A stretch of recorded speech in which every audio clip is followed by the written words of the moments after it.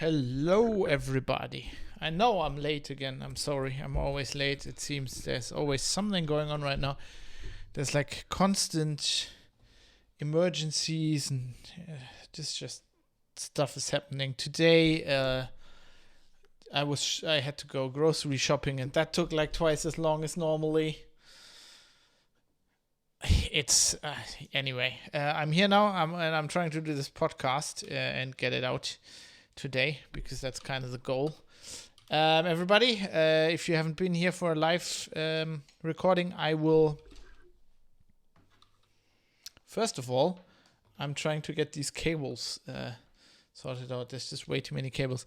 I will record a podcast today, live on stream, and that works like this. I will not engage as much with Twitch chat as I would if I was streaming something else. So I have an eye on chat. If there's something you think you have to contribute to the show, please do. I will probably not react to it immediately, or it's a podcast. I try to keep it listenable for the people that are just listening to it. Ditsy, thanks for the follow, and also I have to say thanks to the follow to Was a Crack and Clerking624, who followed me yesterday, probably after. I was watching Khalifa. No, I was streaming art. Then I was raiding Khalifa, and then I was watching Khalifa, and then Khalifa raided Was a Crack. Was that how it went? Somehow, I don't know. Maybe I was watching Was a Crack. Maybe I was raiding him. I can't remember. It's also long ago. It was yesterday. Who knows? What are we gonna talk about today? Today's episode is gonna be about eCall. This is a software or a hardware solution that is mandated to be in all all cars sold in the European Union, and it can basically so when you crash, it phones home. But the question is, does it phone home before that?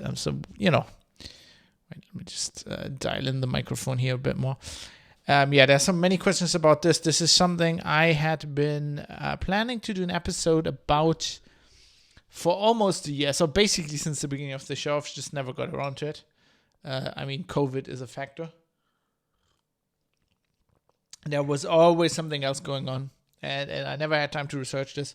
Well, I did this now, and I'm going to do that on this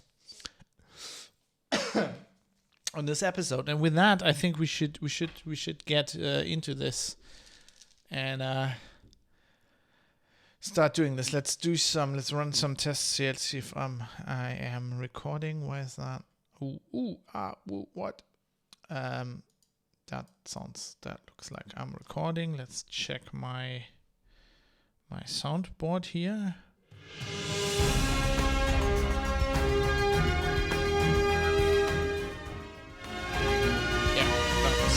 To be working, and then maybe also the desktop audio recording. Wait. Okay, that seems to be working. That's my monitoring. Yep, that looks good. Okay, so looks like we're recording, and it's all good. Let's just listen to it. So that I don't have any artifacts. I had that once and I had to do a podcast again. That was annoying. Hello, Indie Gamiacs. Thank you for the look. I appreciate it very much. Wait. Probably still working. He tends to be working at this time. Give Indie Gamiacs a follow. He does this great Twitch channel and podcast about indie gaming. A lot of fun. I haven't listened to it as much as I should, but it's great. That's just me and not having enough time to listen to podcasts. And I only caught one stream once because I'm busy a lot of the time. The desktop audio recording. Wait. Seems to be working. That sounds good. I think we can do this. Yes, and with that, I think I will start recording this episode. Once again, I keep an eye on chat, but I won't be, saying hello to new people and stuff like that. But if there's something important, please chime in. Also, there's obviously going to be a feedback segment later on in the show. Have a nice evening, Ditsy. Thanks for dropping by. There's going to be a feedback segment later in the show, and that's probably we can put some live feedback in there. If you want. I also, like the last episode with Mike, worked really well, really long episode, and I put some, integrated some of the feedback we got on Twitch into that, and that worked really well. Anyway, let's get the show on the road, because I still want to put this out while it's still Wednesday today. Right. Do I have everything? Is the phone off? The phone is off. Yeah, I think we can do this.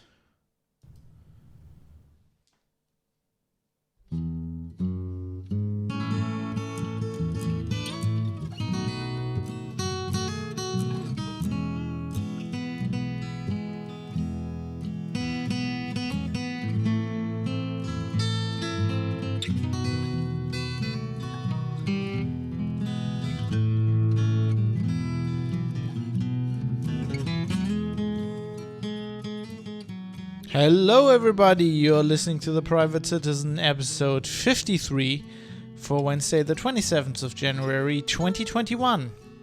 Clippy in your car. Hello everybody, my name is Fab.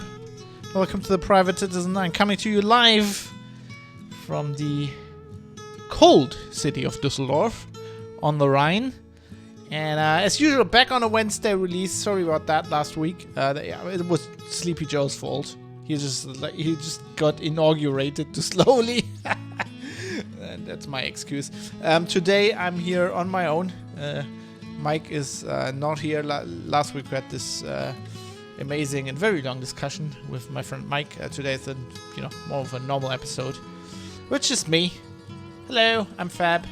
Fabian Alexander Scherschel, if you want the full name, but Fab is easier. Let's just go with Fab. And of course, I'm streaming this live on Twitch. This is why I come to you live as I record this. So maybe we'll have some live feedback during the show. What are we going to talk about today? We're going to talk about a system called eCall, or as I like to call it, Clippy in your car. It looks like you've had an accident. Shall I call the emergency services? This is a topic I've mentioned on the show before because I've been planning to do it for almost a year. So next week actually, the show is gonna be a year old. I think next week I'm actually gonna change the release schedule, and I might actually release the show on the Friday and on Wednesday.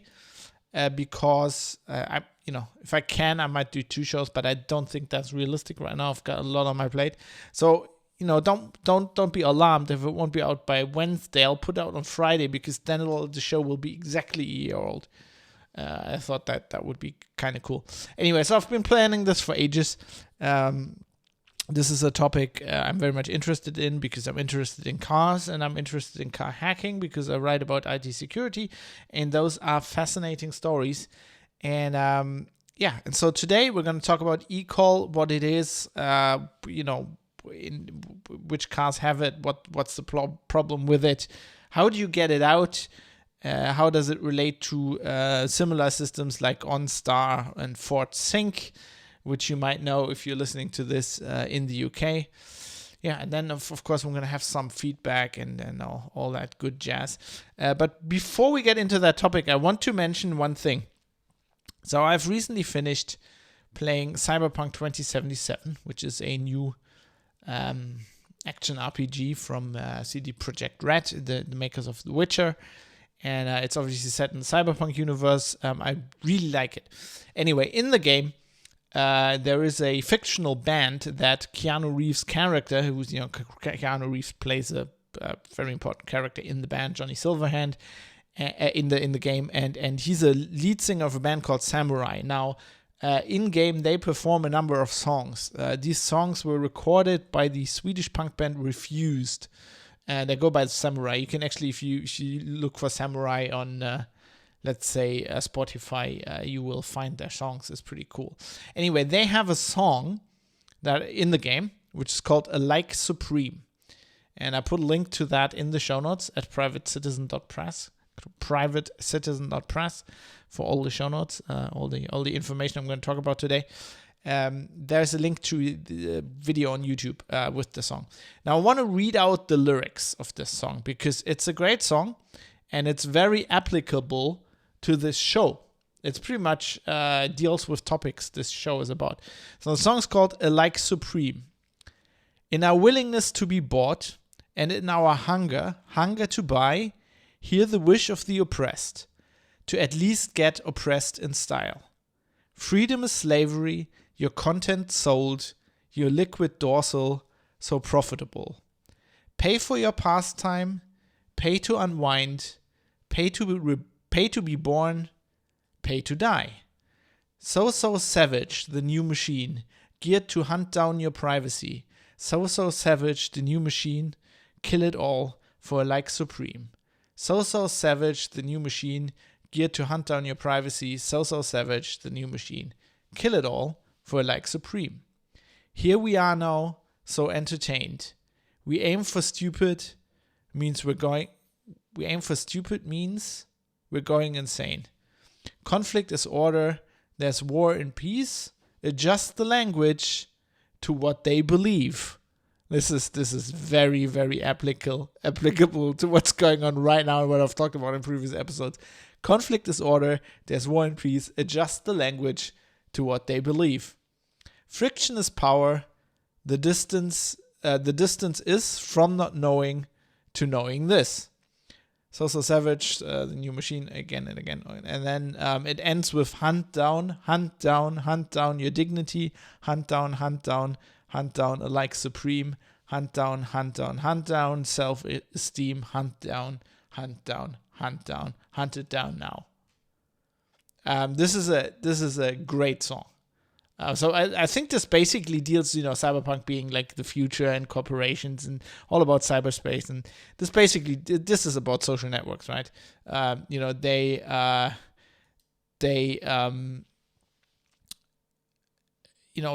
monetizing the content and, obviously capitalism as well. You have to pay for a pastime, pay to unwind, pay to be born, pay to die, about privacy and all that. It's a great song. I would play it on the for you right now, but I really can't for rights reasons. So please go and listen to that. It's a nice song as well. Like it's well performed as well. Anyway, just wanted to mention that. Now we're gonna talk about cars, and about modern cars and eCall and all of that, and the European Union and what have we.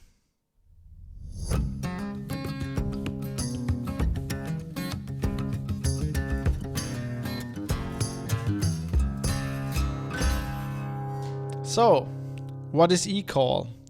So in 2015, the European Parliament passed a law that from 2018 onwards, all new cars in the EU have to be fitted with a system they're called eCall. Now, what is eCall? It's basically GSM or GPRS, so 2G or 3G modem that has its own SIM card. In a little box that's connected to the car's entertainment and telemetric systems. So basically it has access to the speakers, to the microphone in the car, and to GPS location data. Now this is supposed to kick in once the car, the electronics in the car, people say the computer, but often, it's just a lot of hard-coded stuff. I sometimes... yes, technically, I guess it's computers, but it's not a computer in the sense of a desktop computer. It's more like IoT stuff, right, in the car. Once that has recognized that you have been in a crash, there's the system state, i.e., the same thing that triggers when the airbags deployed. So the airbags have deployed. You're in a crash. It's supposed to automatically dial 112, which is the EU-wide emergency number that works in every country in the EU. And this system is more of, let's say, an implementation standard, like a rough guideline. It's not really a hardware specification, which means that there are standards about this. But basically, each car manufacturer has their own proprietary solution for this. They do not really tell car manufacturers in general. They don't tell people much, and they don't really want to tell the customers how this is actually implemented in their cars. And there is little information about how, when you can see that the system's on or stuff like that. Most cars have, if you have a modern car, it will have like a call, almost like an SOS button somewhere. Sometimes it has a LED to indicate when it's on. I think you have to press it longer to actually initiate it. But in some cars, this is built into the entertainment system or otherwise really hard to find, basically invisible. Now, this is supposed to work in a way that I think I'm going to talk a little bit about this later, but basically it just initiates it's not connected. It's not to be supposed to be connected to the cell network every time. It's supposed to be unconnected and only basically ask for a registration on the cell network once a crash has occurred. Now, why has the EU done this? This is kind of this is a typical EU thing. It's like a think of the children. So the goal, a few years ago, the EU specified a goal of reducing traffic accidents by 10% each year. So from 2010 to 2020, they wanted to cut basically traffic accidents in half. I've put a graph in the show notes that is from the European Transport Safety Council, where you can see what their goal is and what the reality is, and the reality comes short. So in 2018, it was like 0.4%, I think.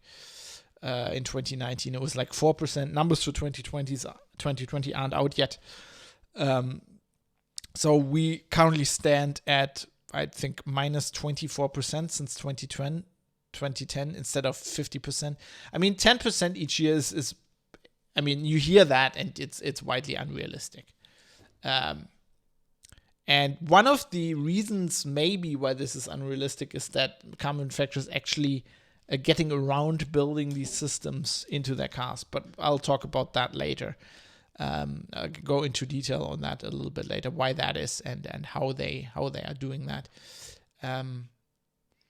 But like for me, like I think everybody with a bit of common sense can, like, what is this magic technology that is supposed to save so many lives, right? So basically, what it's supposed to do is if you have a crash and nobody is around, the car calls emergency services. You can talk to them and it'll send like your GPS location so they can find where you are. But if you live in Europe, just think about it. A vast majority of all car crashes and a vast majority of like really dangerous and deadly accidents in Europe happen in highly populated areas, usually because cars run into each other. For that to happen, you have to have more than one car. Usually it's not like a road where there's like two cars for miles and those run into each other, they both crash and then nobody finds the accident site.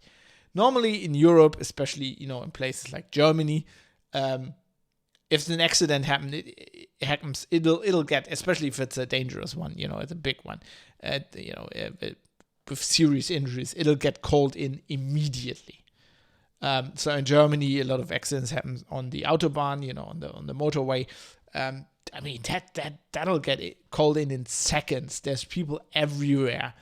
Of course, you do have crashes like, in the middle of the night, like drunken teenagers or like teenagers who can't drive, who drive way too fast on one of these, roads with trees on both sides of the road, and then get off the road, they run into a tree, right? So that happens. Usually those get found as well. Usually the problem there is that people just die. If you're driving 120 and you hit a tree, no system that calls the ambulance is going to save you. You're probably dead. Like if the ambulance gets dispatched at the moment where you have the crash, this happens a lot like in rural areas, so they probably need 20 minutes to get to the crash site. People are dead.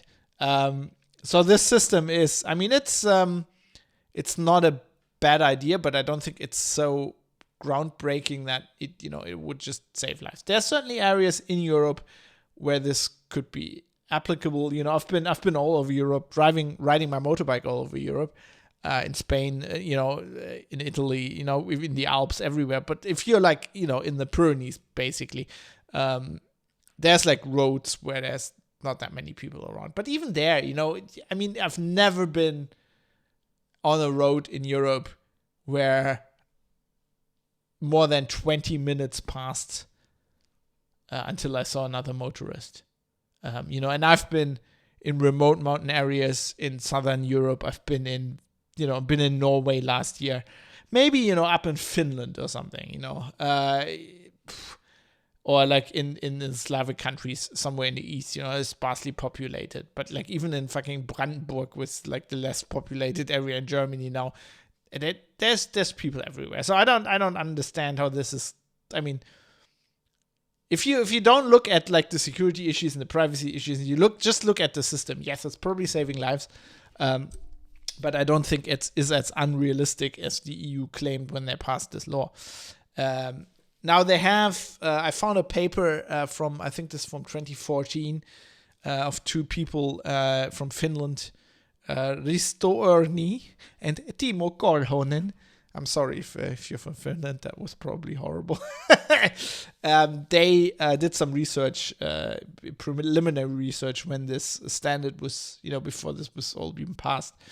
And they did some field tests in Finland and in sparsely populated areas. And they found, areas where like the call couldn't get through because there was no mobile coverage. And that's the thing I see. Like if you're in Europe and you're really in a remote area where there's really no people around, well, if you have a crash, people won't find you. Chances are you don't have any cell connection either because there's no people around, right? You're like in a national park somewhere in fucking, I don't know where, like in Finland or in, Portugal or whatever. There's probably not going to be cell towers around. So the system might not even help you then. Now, the EU Parliament, when they passed this, they said about eCall, they said the following. The system, so it communicates the vehicle's exact location to emergency services, the time of incident and the direction of travel, most important on motorways, even if the driver is unconscious or unable to make a phone call. An eCall can also be triggered manually by pushing a button in the car, for example, by a witness of a serious accident. eCall will transmit, well, they could also use their phone, right? eCall will, like, who doesn't have a phone? eCall will transmit the data that is absolutely necessary in case of accident. Information only leaves the car in the event of a severe accident and is not stored any longer than necessary.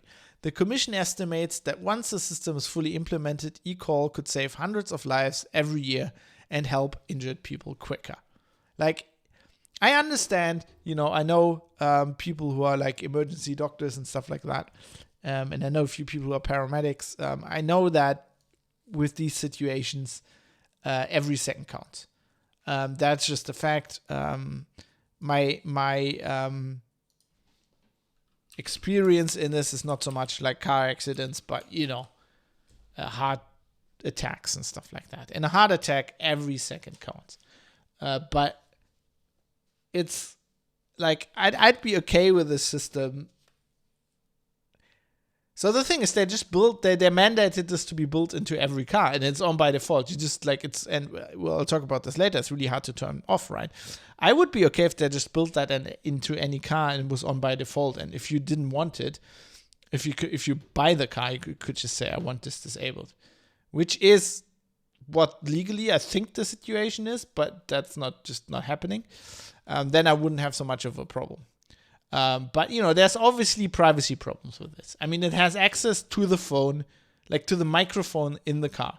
If somebody can turn this system on and somehow enable this modem, this 2G or 3G modem, or maybe it is running when you buy the car, they could stream a running audio stream from the car. Right? The system is supposed to be able to only dial that 112 number, but who knows how that's implemented. Anybody who knows anything about IoT security knows that this is probably just a random, car makers are probably buy a random modem and then like set the software to be able to dial that number. If you can get in that, who knows? And the problem is also like it's probably hard to get into this eCall system from the outside, because there are supposed to be safeguards in place that you can't call any other numbers, or nobody can can call that modem from the outside. But the problem is it's connected to the entertainment system. And if you know anything about car hacking, the entertainment system is the vulnerable system. All the problems with for example, stopping a car when it's driving, the car hacks that we had in that regard, they always get into the car via the entertainment system. And the problem is the entertainment system is then connected to, let's say, the brakes. And usually you shouldn't be able to bridge that connection, or you can turn the engine off, right? The fact that you should not be able to turn the engine off from the entertainment system. But these systems are connected. For example, a simple reason is, in modern cars, the entertainment system wants to change the volume of, if you're listening to the radio or whatever, or this podcast, hello, based on your engine noise. So if the car's running faster, it raises the volume. And to know that, it needs to have the connection to the via the CAN bus to the engine electronics to know how fast the car is running. And it's often badly implemented, and you can get in that. Yes, as Mode 7 points out in Twitch chat, GPAD that I have a link to an article here in the show notes that explains many car hacks and the problems with that, and the problems that auto manufacturers are not up to scratch. They don't have enough IT security know-how. They don't care enough to prevent these things, and they happen over and over again. So it could be possible that you hack the entertainment system, and then, for example, maybe you can't.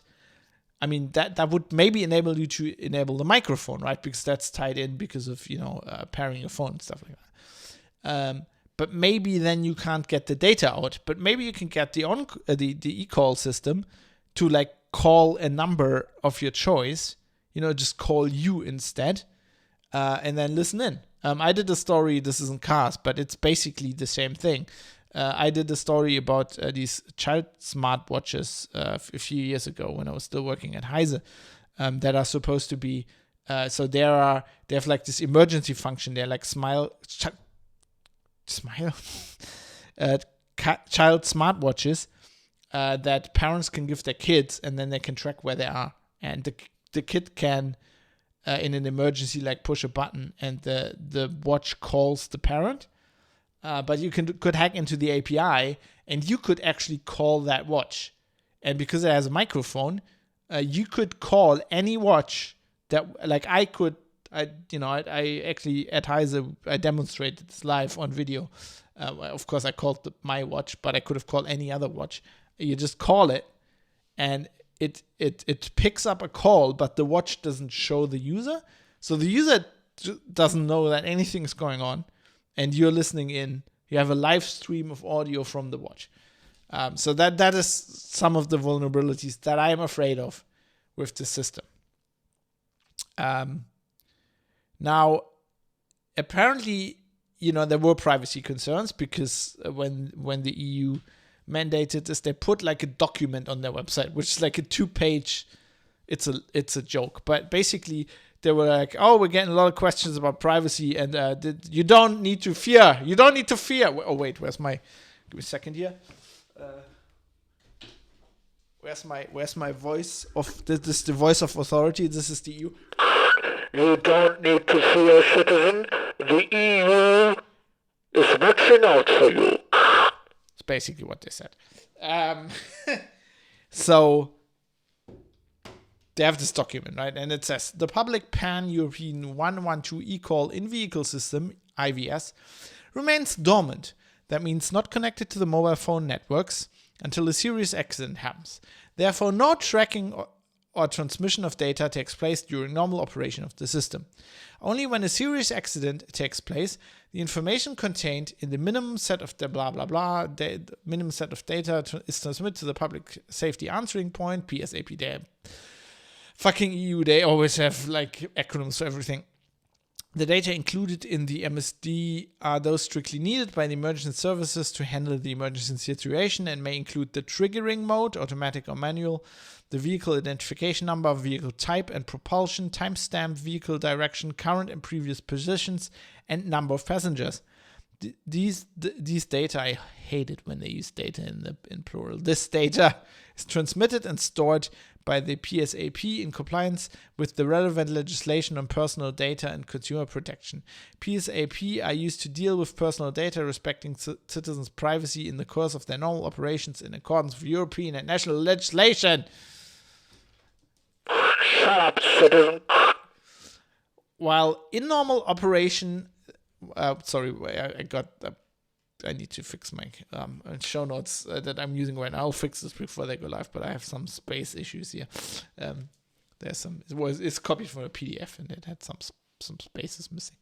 While in normal operation, the eCall IVS is not registered to any telecommunications network. Registering and voice data communications take place in case of an accident. Well, this is idiotic because yes, okay, so it's not idiotic. This means like if that is true and the manufacturers has implemented it correctly, you can't like find these, right? So these are not on the network. You can't find these. You can't call them in from the outside. But if you hack it in any other way, you could just tell the system, you just had an accident, right? You could probably just tell it if you get into the guts of the system to just register at this moment. During its normal operation, the IVS may only scan the radio spectrum for available networks, but without communicating the mobile network with the mobile network operators. No immediate parties, including the MNOs, have access to the MSD that is transmitted from the IVS to the PSAPs. Therefore, there are absolutely no reasons to be worried about your privacy. Therefore, there are absolutely no reasons to be worried about your privacy if public Pan-European 112 e-call is installed in your vehicle. The European Commission has taken all necessary measures to safeguard privacy of the vehicle's occupants after consulting with data protection authorities and the European Data Protection Supervisor Office. So that's the word from God. So my point here is there's no like real technical information on this. There's a standards document which you have to buy, which costs like £50,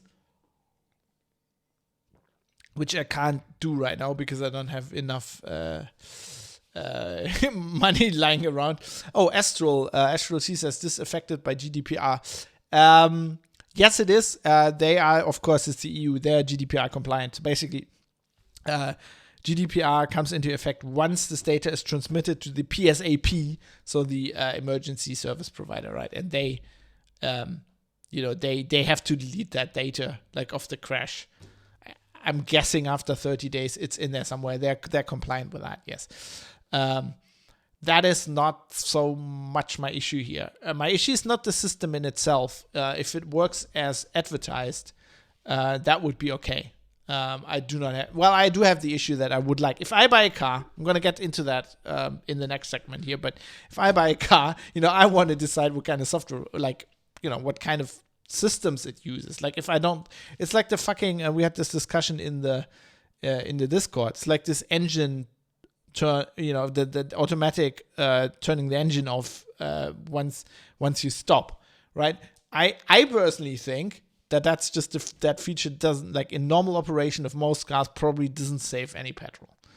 I think it's a system the car industry came up with to make it look like they're saving petrol. It's like fucking turbo. It's like they put small engines into cars because in lab conditions, that means they use less petrol. But then the car doesn't need peak power, so every fucking little car now has a turbocharger, right? It's called Turbolader in German, sorry, a turbocharger. So they're all turbocharged engines. And if I've rented a lot of cars in the past because I didn't have a car for a while, and I did experiments with lots of cars. And you have like this little Fiat Panda who uses like very little petrol when you're in the city. But once you go on the motorway and you actually need to overtake a fucking truck, like the turbocharger kicks in all the time, and it has a life. Like I'm using this much fuel, like liters per 100 kilometers. It has that life on the dashboard, so you can turn that on, and it like there's points where it like uses 25 liters. It's like a fucking Corvette because you're trying to go 140 because you need to overtake somebody. It's like it's all this shit. It's like the stuff VW got caught with. It's like in lab conditions, yeah, it saves fuel. But anyway, so I think this feature is a side rant, but features like that I want to be able to turn off. And like in modern cars, you can turn them off once, and then as soon as you turn the engine off, you turn back on, the features back on. And as Indie Gaming says, the stop-start's just marketing. Yeah, it's just marketing, but it's a fucking annoying marketing if you use the car, because if you're in a city, like that's a shitty feature. If I hit the accelerator, I want my car to fucking accelerate, right? And the same people that are with this are like, oh, I love electric cars because I hit the accelerator and it accelerates immediately, right? But you make the fucking petrol engine just it takes about a second. Like my mom has a Mini. I drove a lot of Minis as well. I once rented a Mini Cooper S, which is a ridiculously fast car. It's very small, it's very light, and it's ridiculously fast. I did like basically drag races at traffic lights with like big Porsches 911, right? And you'd completely smoke him for the first, 10 seconds or whatever, because the car's so much lighter, it's very well, like sits on the road very well. But like if you have to stop thing on, that doesn't matter because you hit the accelerator, it's like 21. Oh, now the engine decides to start. Not to mention that I think it just completely fucks with, like, I don't think motors are designed to be turned on and off constantly. I think from what I learned in driving school, first I learned if you turn on your engine, that uses like, I think back in the day, normal engines are probably different, but back in the day, I think my driving instructor said, if you start your engine, it uses as much petrol right then than if it just sits there for 30 seconds idling. And also, it's like the battery, they need bigger batteries because that taxes the battery. It taxes all the components. I think they break much more often, especially then if you have a turbocharger, they also break a lot. But anyway, different. What I was trying to say is, it's okay if a car manufacturer gives me this feature, but I want to be able to turn it off. Right? I'm a Linux user at heart. I want to be able to turn any shit off that I don't need, that I don't want. Apple will probably put start stop on their Macs, says IndieGaming. Probably. Boglet says it's the engine warm-up period. If the engine is already warm, it's fine. Yeah, although, the starter motor takes a lot of, like, even if it's warm, starter motor takes a lot of energy and just a lot of mechanical force. But anyway, that was just my point. I want to be able to turn a feature off. And the same thing I feel with eCall. If it worked as advertised, I'd be okay with it being enabled by default, but I want to be able to turn it off. I want a little switch somewhere, like, the airbag, passenger airbag switch to turn off if you put like a child's seat in. I want something like this somewhere that's hard to access, maybe in the engine compartment somewhere, but that you can get to where you can turn it off. Because the point here is, the system is okay if it works like advertised, but it probably doesn't, because we know car manufacturers are shit with this stuff. We know they're shit. They have a bad track record in all kinds of reasons, with IT security, and they have a horrendous track record when it just comes to being plain honest about their cars, right? Just look up the VW, I have a link in the show notes, the VW emission scandal. And it's not only VW. People are like, VW. Yeah, but everybody was doing it. They just get caught first. Like Renault was doing it. All the big, I think the whatever Fiat, whatever that companies, they were all doing it. They're not, they're lying about, like, just watch, I love Grand Tour, right? And they do precious little about cars. Most of the time they just blow shit up. But like, they are, you can say about Clarkson whatever you want, but he's an experienced car journalist, and they make jokes about this, but they go on about this all the time. How car manufacturers don't say certain things, right? So they'll be testing, I don't know, some, what was that? Like, was it an alpha? I don't know. And it's just like they won't tell you like what the 0 to 60 speed is. Like, they won't tell you that. Or Ferrari has like an NDA where you can't, they give you the car to test it, but you're not allowed to like do a timed lap. Like, they were like, yeah, so Jeremy, it was on the track. So why didn't we do a timed lap? Yeah, Ferrari said we couldn't. It's like, what the fuck? And they're all the same. Like, all these car manufacturers are the same. So I don't trust them. So the questions I have for the EU and their amazing document of it's all okay, privacy it's fine, is will we just have to take your word and the automakers' work that that this is implemented in every single make of car correctly, especially if they implement this all differently. Like specifically, can the system be tricked into thinking an accident occurred, right? Or otherwise activated, maybe silent, maybe without the driver noticing or the owner noticing. What about backdoors? What about backdoors built into an implementation by a car manufacturer? Just imagine you're an intelligence service, right? Just imagine your GCHQ and you get like GM or I don't know,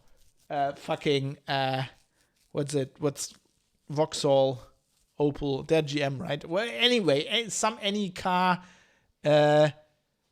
manufacturer, you get them to build a backdoor into the system. You can turn them on at will. Like, let's imagine they skip the thing where the thing is not connecting, it's not supposed to connect to the cell network. Or maybe it doesn't. Maybe they just send, like, they want to target you and they send an agent, and how the system like scans for network cells. Maybe there's like a trigger. Maybe if you have a network cell that is named in a certain way, then it just it just starts connecting. Maybe you just have to send it like a signal. Who knows? That would be like the amazing thing. And from Snowden and what we learned about the crypto AG scandal, this is not like conspiracy theory bullshit. This is stuff that happened in the past. This is stuff they do. I mean, I'd be much more worried in the US, because basically in the US, the intelligence services, they could just go to Ford or GM and say, just build this in. And they can't even talk about it. We know about this. It is. I mean, I don't trust them. And basically the EU says here, well, trust us.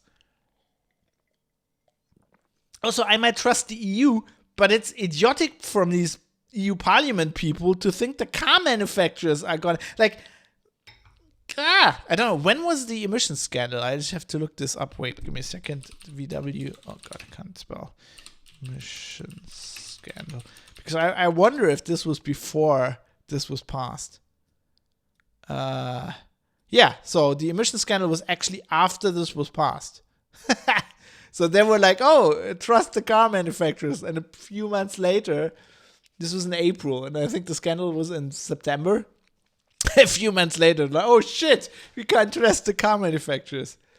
And the funny thing is, this EU document in itself specifies some of the privacy problems that the car manufacturers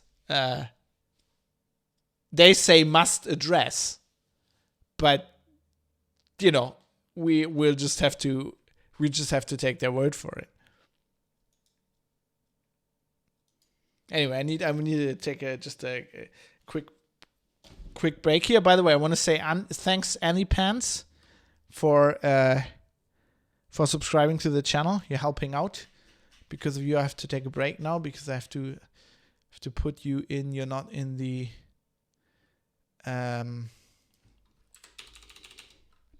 you're not in the credits.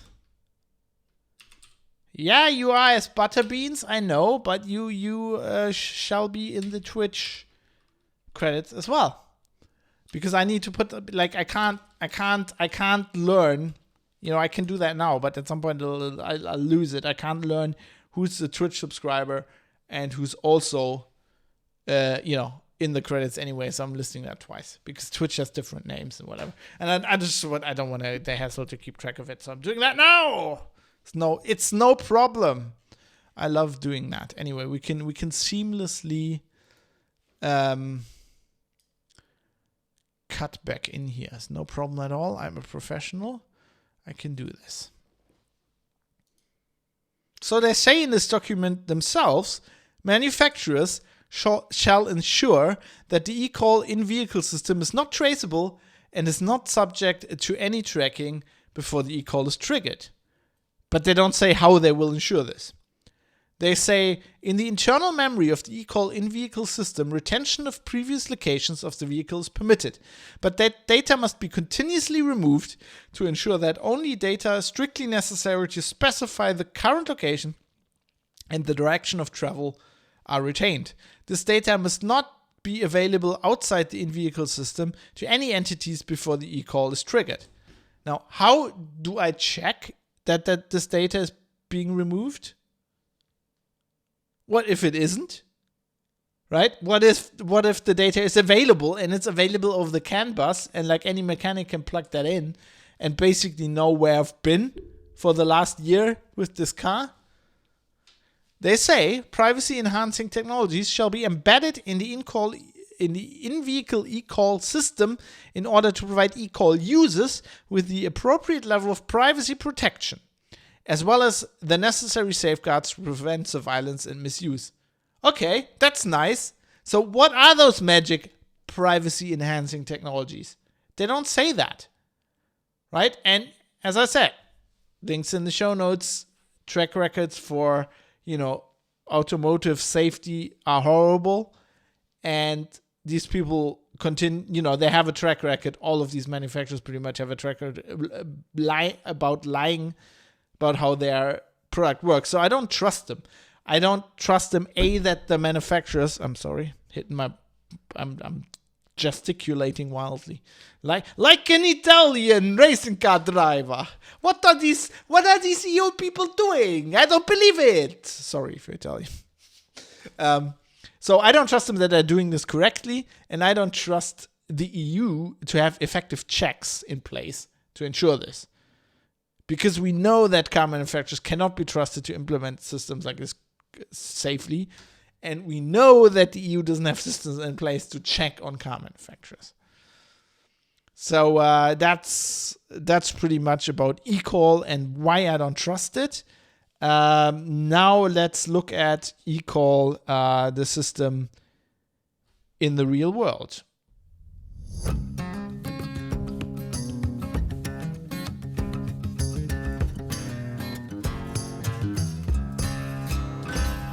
Now, some good news right at the start. It seems that this system is not as widely deployed as the EU would like you to think. Astro C has a question that's actually good in Twitch. Does the EU think if they keep the implementation secret, it is safer, or are they just incompetent? I don't think it's like... So this is like how the EU works, right? So they make legislation, and then they have a standard, and then they work with affected industries to implement this. And I think they're just working with the car manufacturers. I don't think they're thinking, oh, this is complicated. So I don't think they mean to keep this a secret. It's basically what I'm trying to say, right? I think they are that's just the way it works.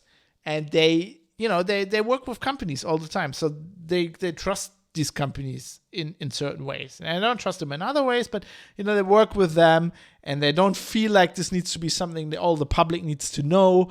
It's just like they're not in the, let's say, the open source mentality, right? They don't think like maybe if you listen to this podcast and you've listened, some of you might have listened to previous podcasts of mine, and so you're probably a certain mindset, a mindset that I also come from, from nerds and geeks and hackers and all of us who know that security by obscurity is bullshit and all of that. But these people don't think that way.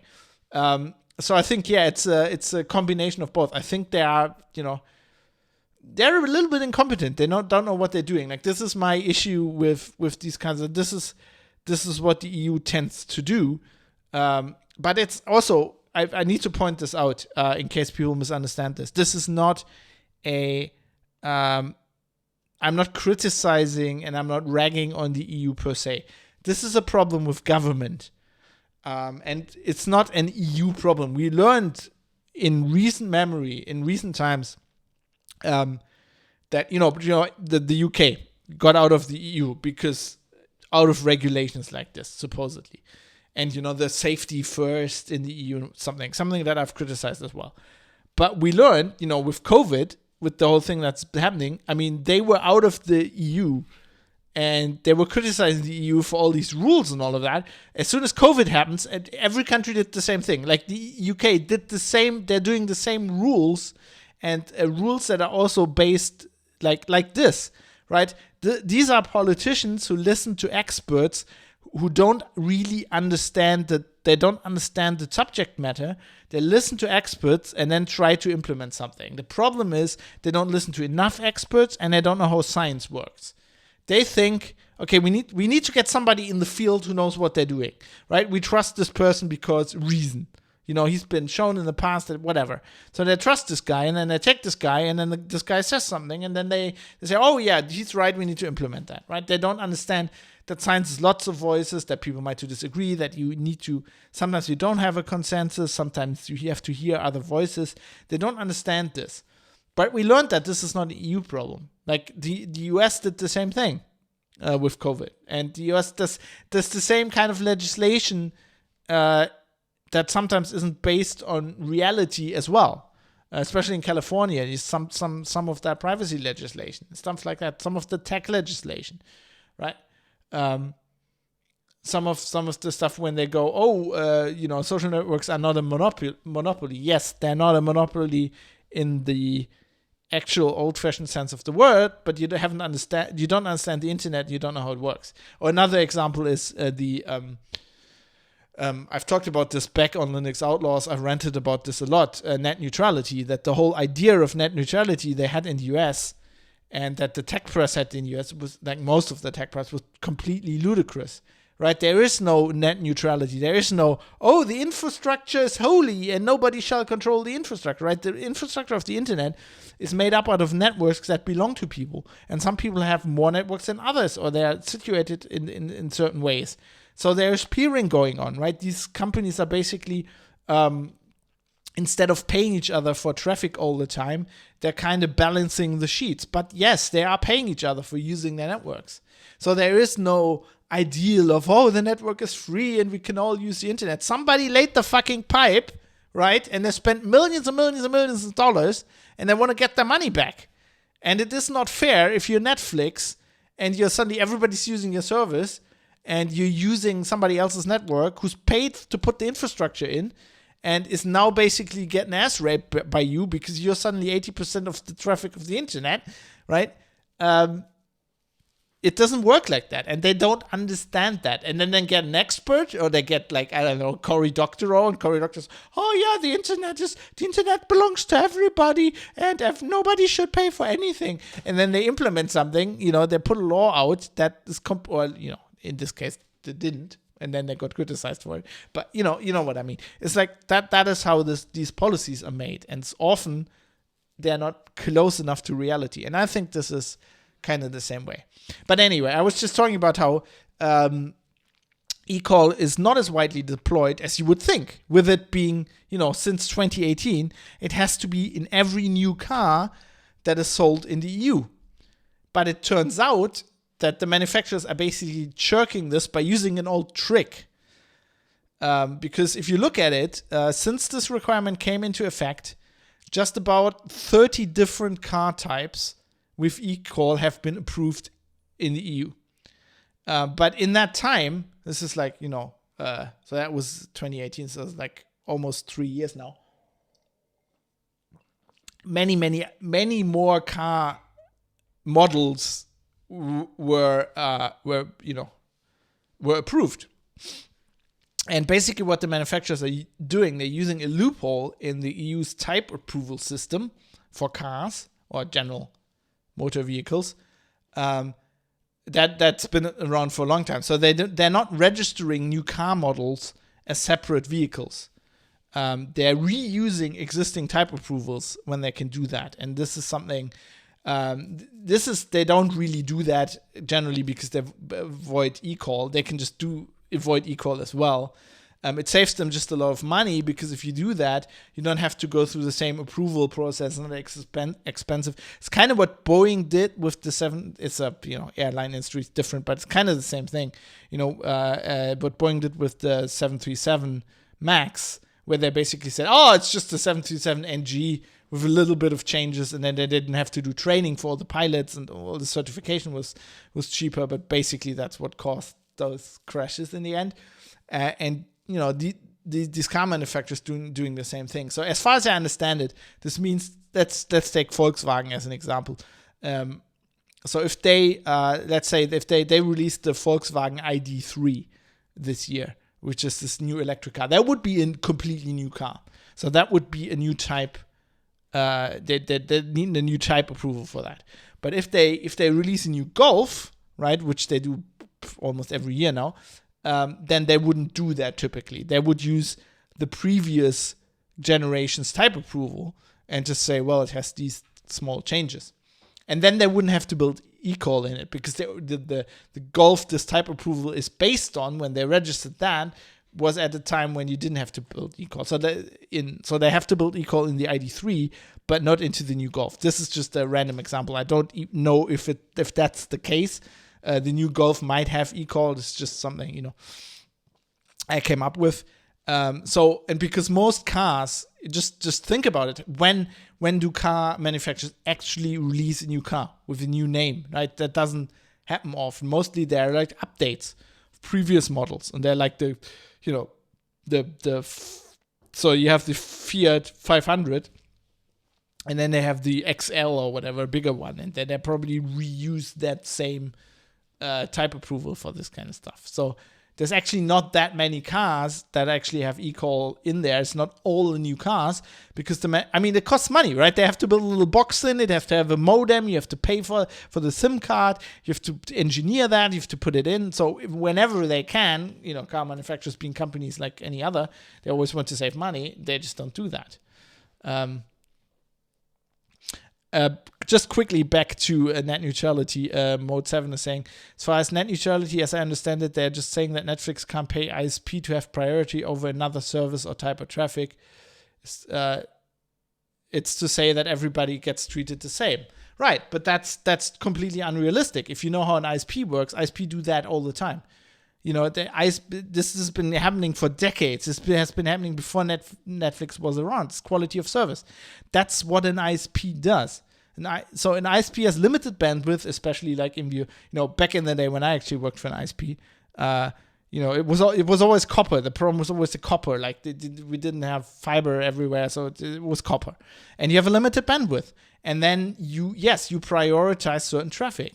And if you realize, if you notice that everybody is like watching videos and saturating a certain segment of the network, and like normal, like websites and surfing isn't getting through, and people are complaining because their websites take long to load, then you quality of service that, right? Then you go and like throttle the video down, right? And it's not like it doesn't kill the video. It's just like, the video service provider notices that your bandwidth isn't as good, and just, compresses the video more heavily. This happens all the time. The idea that all traffic on the internet is the same is ludicrous. I mean, if you work as a network administrator, you know this in your own network, right? There are networks where they block mail ports or something, so that random people just can't like run a mail server on their network. And Mode 7 says, but Netflix in this example shouldn't be allowed to pay an ISP for priority. The ISP can adjust their network as they need to for performance. Why not? Like, why wouldn't they be allowed to pay an ISP for performance? I mean, the solution Netflix actually did, or like all these video services did. Let's say a big German ISP. Let's say Telekom, right? And they want to improve their delivery of video to telecom users. What they actually do is they have a server with hard drives in it that has the most requested content. Let's use Netflix as an example. On Netflix, and they give this server to telecom and pay them to put it into the infrastructure, so that when a telecom user requests a video, it comes straight from within the telecom network, which is it's a lot faster connected than as if it had to go out of the telecom network to some other network, and then there's a Netflix server and it pulls that down. And in some cases, I think they don't even pay the telecom, because telecom is actually saving money, because they don't have to pay for peering for all this video to come from outside of their network. If it's within their network, they can basically deliver it for free. Whereas, let's say, it's a stupid example, it doesn't work like this, but let's say the Netflix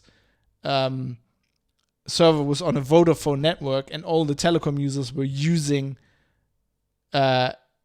streaming video, then there would be a lot more traffic going from Vodafone to telecom than the other way around, and then they would have to pay as for their peering agreement, right? If they can't balance it out, they have to pay for that. So I don't understand how you can make a law where you say this company is not allowed to pay for that. That's not how it works, right? That completely ignores what peering is. Peering is paying for traffic. And yes, it will also be to prioritize certain amounts of traffic, because traffic on the internet is just not the same. Like saying that video traffic or like just gaming traffic is the same as somebody Googling things or downloading images is just not understanding how the world works. So I've never understood how this works, and I always understood the arguments from the ISPs because I worked at an ISP and I worked in a completely different department, but I was interested in how it worked, and they had all these in-house training stuff, and you had just some stuff that was mandatory anyway. And I learned a little bit about how this all works. Especially, I worked for a smaller ISP in regards to like a giant like telecom. Like if you're a small ISP, you have all these problems where they're basically traffic isn't the same, and you're actually paying them for certain things, and it's the same. It's the same. Like if you want a better connection, and they'll have to put a cable in the ground, you'll have to pay them as a company or whatever, right?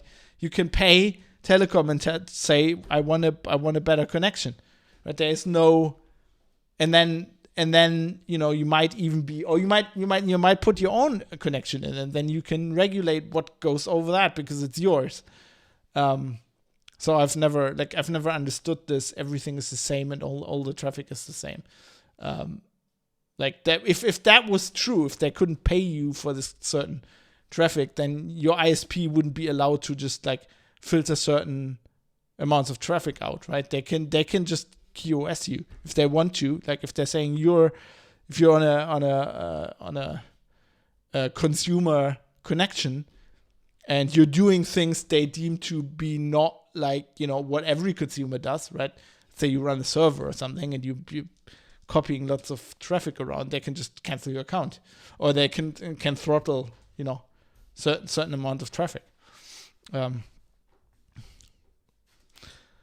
I understand the argument you're coming from, Mode 7. You're saying it's kind of like the post office choosing to deliver what type of package. The problem is the post office is a utility. Also, it's just one company, right? It's a very special arrangement from a time. It's changing now. I don't know how it's in the US, but in Germany now it's not. Well, it's kind of a utility, but there are other companies. There is no competition. That doesn't work like that in a market where there's inherent competition, right? At the point where, so telecom in Germany used to be the post office. So you'd have the Post, Deutsche Post, they did the mail, and then you had, then they started doing telephony, and the telephony part of Deutsche Post, which then did internet as well, when Deutsche Post privatized, they got privatized as telecom, and they were the only game in town. But later you had other ISPs, right? And so there's there's always special laws. So in Germany, for example, because in most of Germany, the copper all belongs to telecom, and so even if you're an ISP and you lay your own fiber, to get to somebody's house, you will use what's called the last mile, which in Germany is copper, and chances are is telecom infrastructure. There are laws in place when they privatized the telecom to allow other ISPs.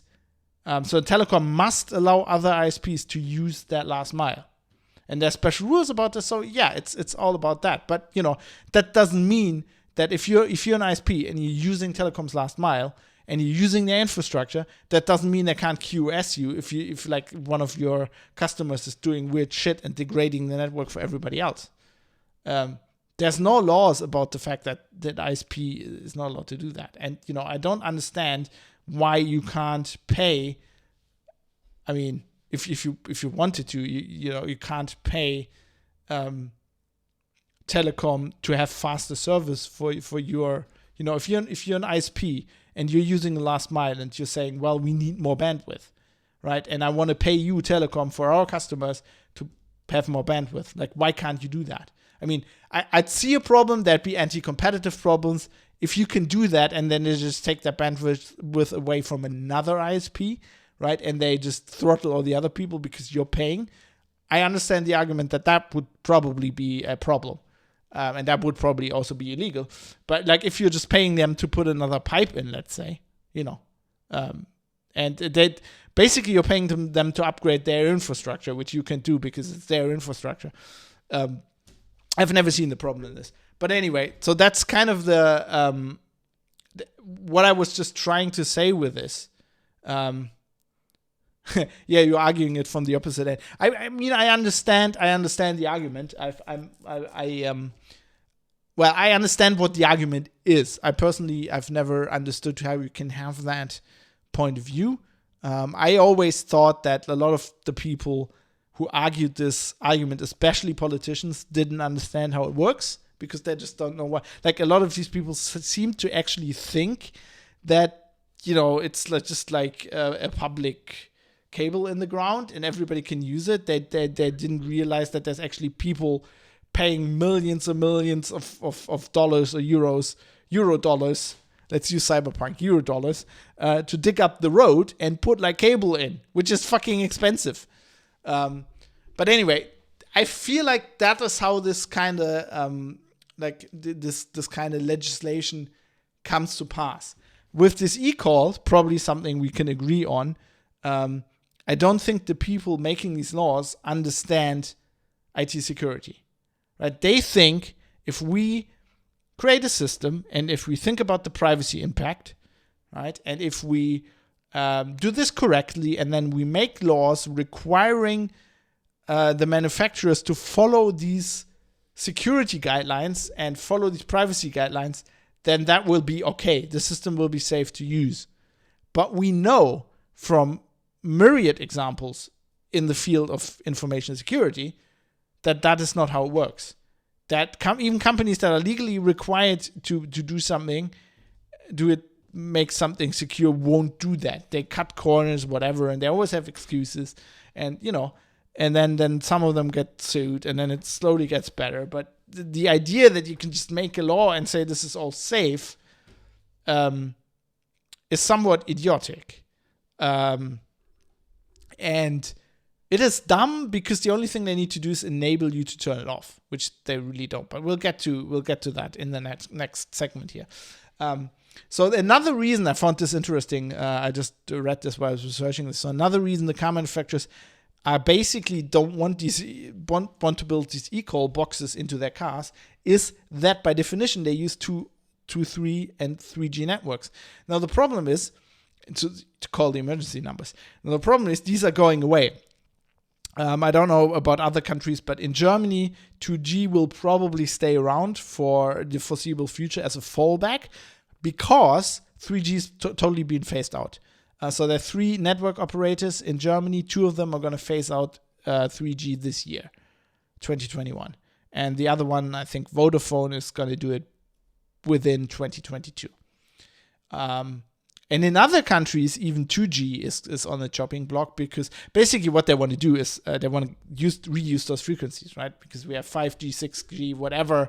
We have lots of people who want frequencies. If you're a ham radio guy, the ham radio frequencies are always under siege because there's lots of companies who want to use all of this, and the frequencies are at a premium. The spectrum is getting more and more congested. Now there's Elon Musk with his fucking satellites who's fucking blanketing the earth on some frequencies as well. So they want to clear up these frequencies. So they're going to go away. And there are now plans for a next generation e-call that will use a 4G and 5G network. So basically LTE and 5G. How you would, 5G is a stupid idea for that, I personally think, because 5G is just, the distance is just too small. Like, if you're in the middle of nowhere on a country road, a I mean, I would say, let's say they built the 5G antennas into every like light pole, but there won't be any light poles around, so it won't work. But anyway, so they wanna do that, but that's just planning stages at the moment. So that's another reason, because the automobile, the maintenance cycle and the innovation cycle for automobile stuff is a lot longer than for mobile networks, right? So 3G was all the rage like 10 years ago. Now it's been phased out. If you build a car, those are, I mean, with modern cars, as I said, with the turbochargers and all that shit that's going to break down, this is changing as well. But traditionally, you'd expect your car to last 10, 20, 30 years, right? My car, I bought a VW T4 transporter camper van, which was built in 2002. So it's reached its legal drinking age in Germany now, and it's got 150,000 kilometers on the clock, and it's like these engines, you expect them, if you keep them well, to last you 500,000 kilometers. 500,000 kilometers you can drive with these engines. There are these cars, got friends that have a T3. Right, from the late 80s, and these cars are going to be around, and it's ludicrous that they have these different, that these innovation cycles are just so different. It just doesn't work. Mode 7 says, politicians, no, they understand it all. Sorry to take you down a rabbit hole. No, don't be sorry. I mean, I'm reading this out from Twitch chat because I think it's important. I think it's also important. I like this. I like to have like a direct. That's why I like doing shows live. I like to talk to listeners while I do them, and especially now that I do most of these podcasts on my own, it's helpful if I don't have a co-host to bounce stuff off it. It's helpful to bounce this off listeners. Like if I think it's too much of a rabbit hole, I will just not engage. So don't worry about that. And of course, like one of the issues I have is just the lack of transparency. We talked about that. This is not an open standard. You have to pay to get the fucking standard. That's just like very it's very like loose. It basically defines what you have to do, not how it's going to be implemented, and that is where the security issues always come in, right? If you're implementing, it's always how it's implemented. It's not very transparent. It's like it's many companies. It's all proprietary solutions. This is all things I don't trust.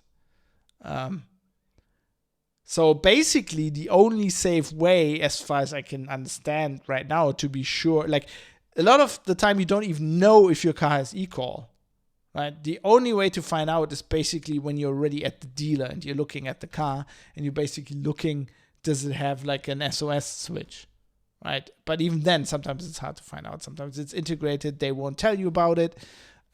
So really the only safe way is to buy a car that was built before 2018 or probably even before 2015.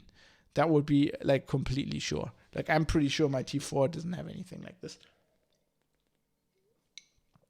I don't think in 2002 they were building modems into cars. But also one thing I want to mention, this is if you're in the US, this is also not an EU, not only affecting EU people. It will affect you too, because as we often talked about it on the show, I often talk about US regulation, which I think also benefits my listeners in Europe, and this is the other way around. Because, if the EU or the United States pass a law, it's going to go over the pond. So either the manufacturers are, because they're building that in any way, they'll build it into US cars as well and sell it as a feature, or like the other, the US will get the idea and some lawmaker will think, oh, that's good legislation. How like they see the GDPR, and I know, putting privacy laws in place in California and other places that are basically modeled on the GDPR. So this kind of goes over the pond, and there are already systems like this. So, for example, there's OnStar, which was there a lot earlier, I think. This is being built into, like 10 years ago, this was being built into cars. In fact, one of our listeners and producers on the Discord, we're having this discussion, actually has this in his car and is trying to get it out. He's trying to pull, like, where's this fucking box? I want to pull it out.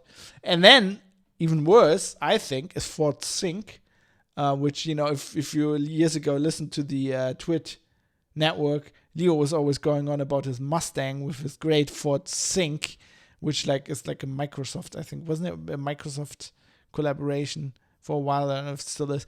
But basically, it has these same functions, basically, but it's built into the entertainment system. So it's probably easier to hack, and you can't turn it. It's like it's part of the entertainment system. There's not even a box you can just yank out.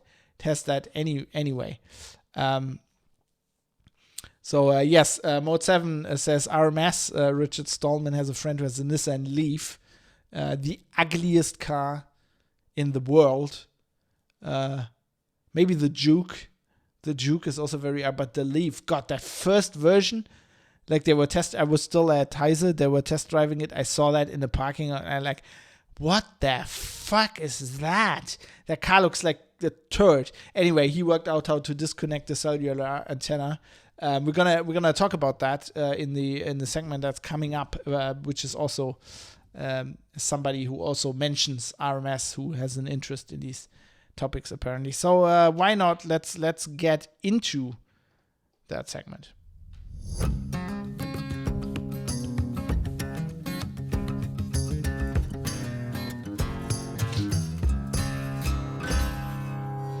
So can I turn it off? Is the question.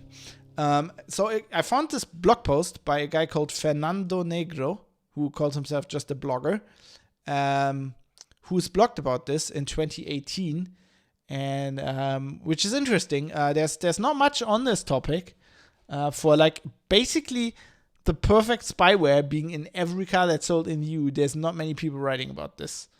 In IT security circles, I found very little. I found very little with privacy people.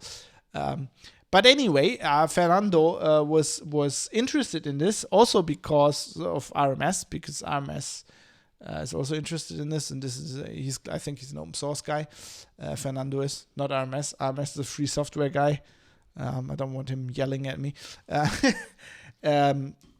But he found the standards document. So the standards called EN 16072:2015, and that's the one you have to pay for. But anyway, apparently he did, he posted this in the Phoronix forum, and I think another guy who was interested in buying a car a few years later actually researched this, and I think actually bought the standards document because he's quoting from it. Fernando must have bought it as well because he's also quoting from it.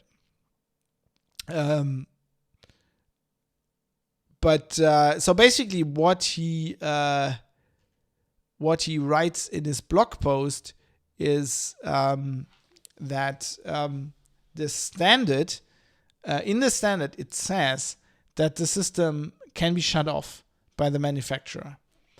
But there is a question whether that is still the truth, because the guy on the Phoronix forum who was trying to buy a car, and basically I put a link to his post in the show notes as well, privatecitizen.press, episode 53. In this case, privatecitizen.press/episode/53. He wrote to a lot of car manufacturers he was interested in their cars, and some of them actually said that this legislation, that the fact that you can disable it has been superseded, but they also said a lot of other crap. Some of them just said that they are required by law to put this in and can't turn this off, which according to this standards document obviously isn't true.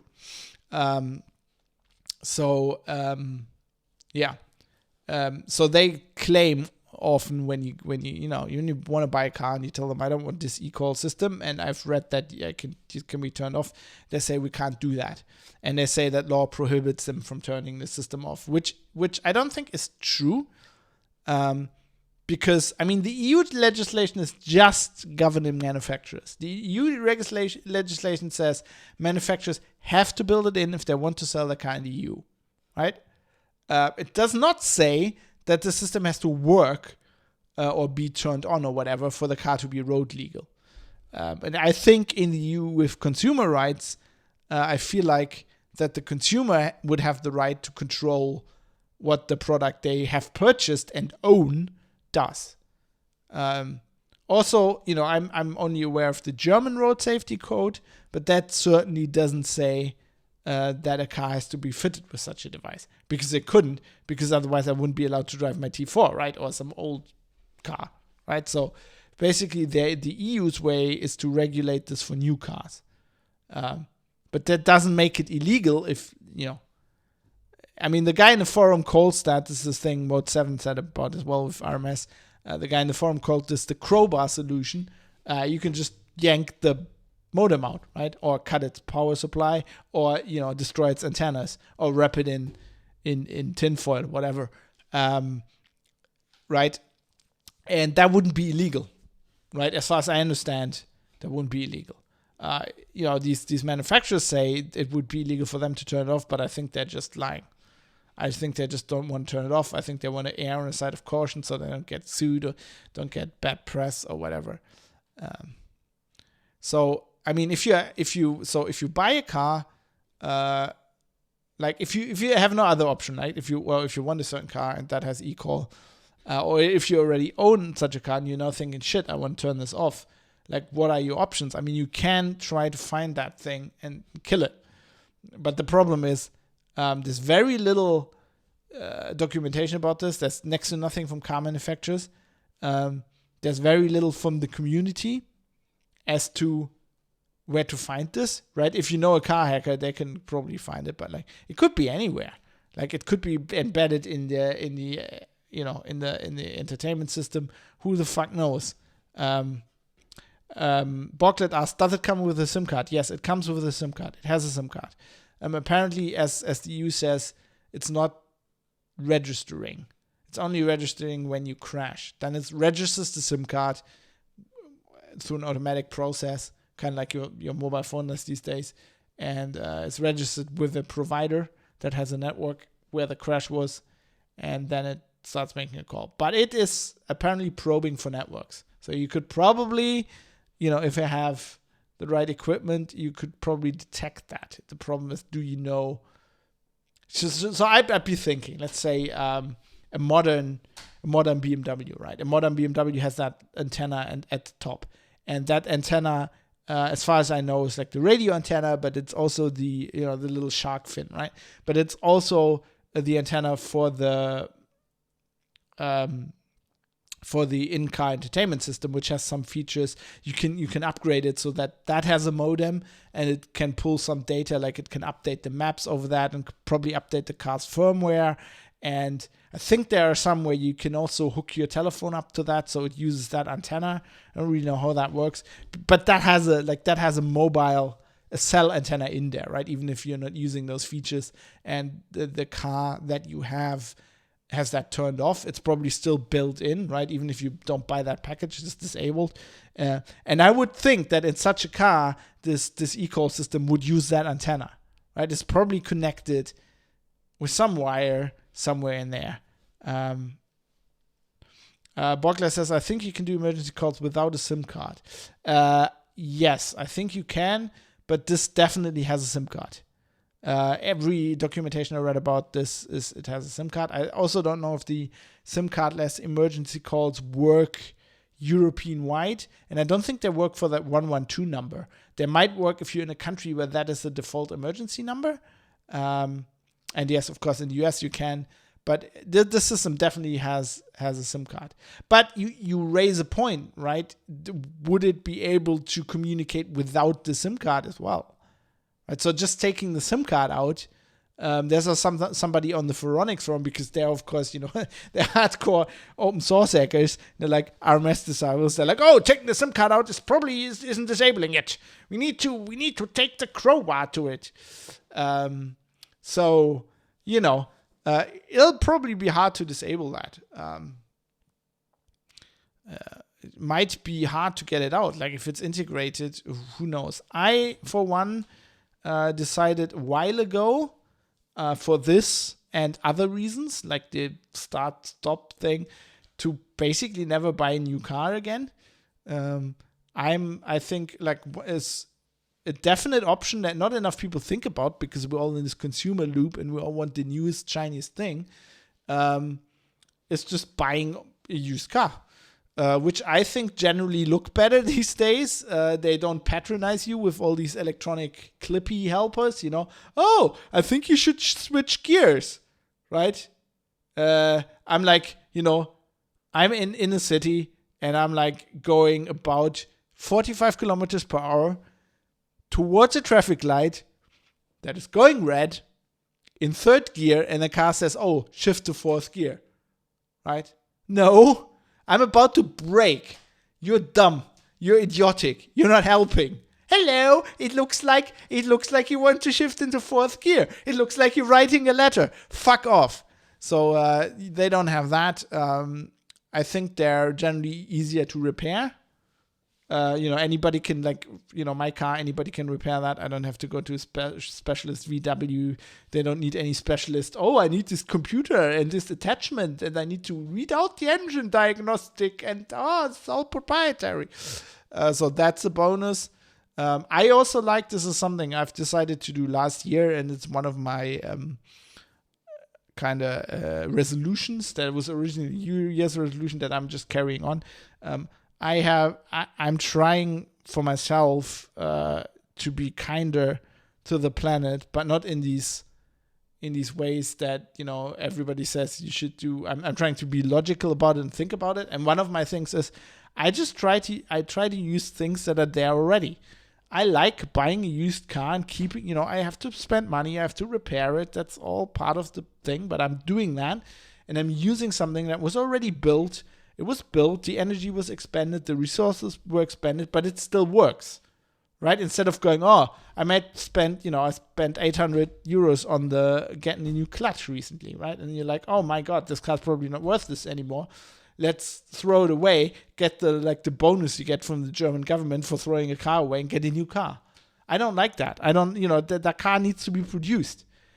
Just read about how much energy is expended to build a modern car, right? Yes, it might be an electric car and you might be great and you might be driving along with full solar power, but like the energy you consumed in having a new car made, you will probably have to drive it 3-4 years to recoup that energy. And then your battery is broken and you need a new battery and you need to throw it back. I like this. I like to use something that was already there. And if you go that road, there are some cool perks you can have. I mean, it's hard. Buying used cars is hard. Traditionally people get scammed, but I think it's gotten a lot easier, with these car sales platforms and the internet and all that. And it can save you a ton of money. If you're buying, the reason I bought my camper van used is like, if you buy a new VW Transporter kitted out as a camper van, that is more expensive than a Corvette, right? You can probably buy 2 Mustang GTs for the price of, I don't know what a new T6 California costs, like with the whole thing kitted out. That's probably 3 Mustangs. Those things are really, really expensive. And even with the money I put into my car, because I have to keep it and it's rusting and I have to care for it, and it's still a lot cheaper. And then you can if you do it right, if you buy models that are well known to be trustworthy and sturdy and good engines and are built well, then you can actually save money. Or if you like it flashy, I just looked up today. Turns out you can get like an 80s Mustang, which is one of the nicest cars ever built. They're beautiful. They're cheap if you want one that's cared for, but you can get that for way less money than like any contemporary competitor from BMW. Yes, the BMW will be faster, of course, and it has all these it's modern things, but there's no question which car has more style. Mode 7 says, I can't wait until doing electric conversions is a bit cheaper. I'm going electric 70s Chevy Nova. See, that's style. And then Fab, what if we send you a Dodge Charger? You will need to charge it. I love that. The thing with the Charger, when I was in the US, I rented one and they're fucking amazing. Like a Hemi, like a Dodge Charger SRT is one of the best. Like, it was an automatic car, and I fucking hate automatic cars, but I didn't care because it was so great. The problem with those is they do have a reputation for falling apart after 2 years. I think the modern Mustangs, if you want to go that, they're a lot more reliable. And also with the Dodge, it's a pain in the ass if you're in Europe, because it's hard to get it repaired. It's hard to get spare parts. Mustang, you can now just go to any Ford dealer, fix it. Of course, the newest Mustangs have fucking, they have Ford Sync, and that's just. Borglet says, Fab, I heard insurance is expensive for old cars in Germany. That's generally, insurance is expensive. That you can't say that. For example, my car is cheap as hell because it's a camper van. If you actually, it needs a cooking, if it has a cooking thing inside, you can class it as a camper van, and then the insurance costs next to nothing.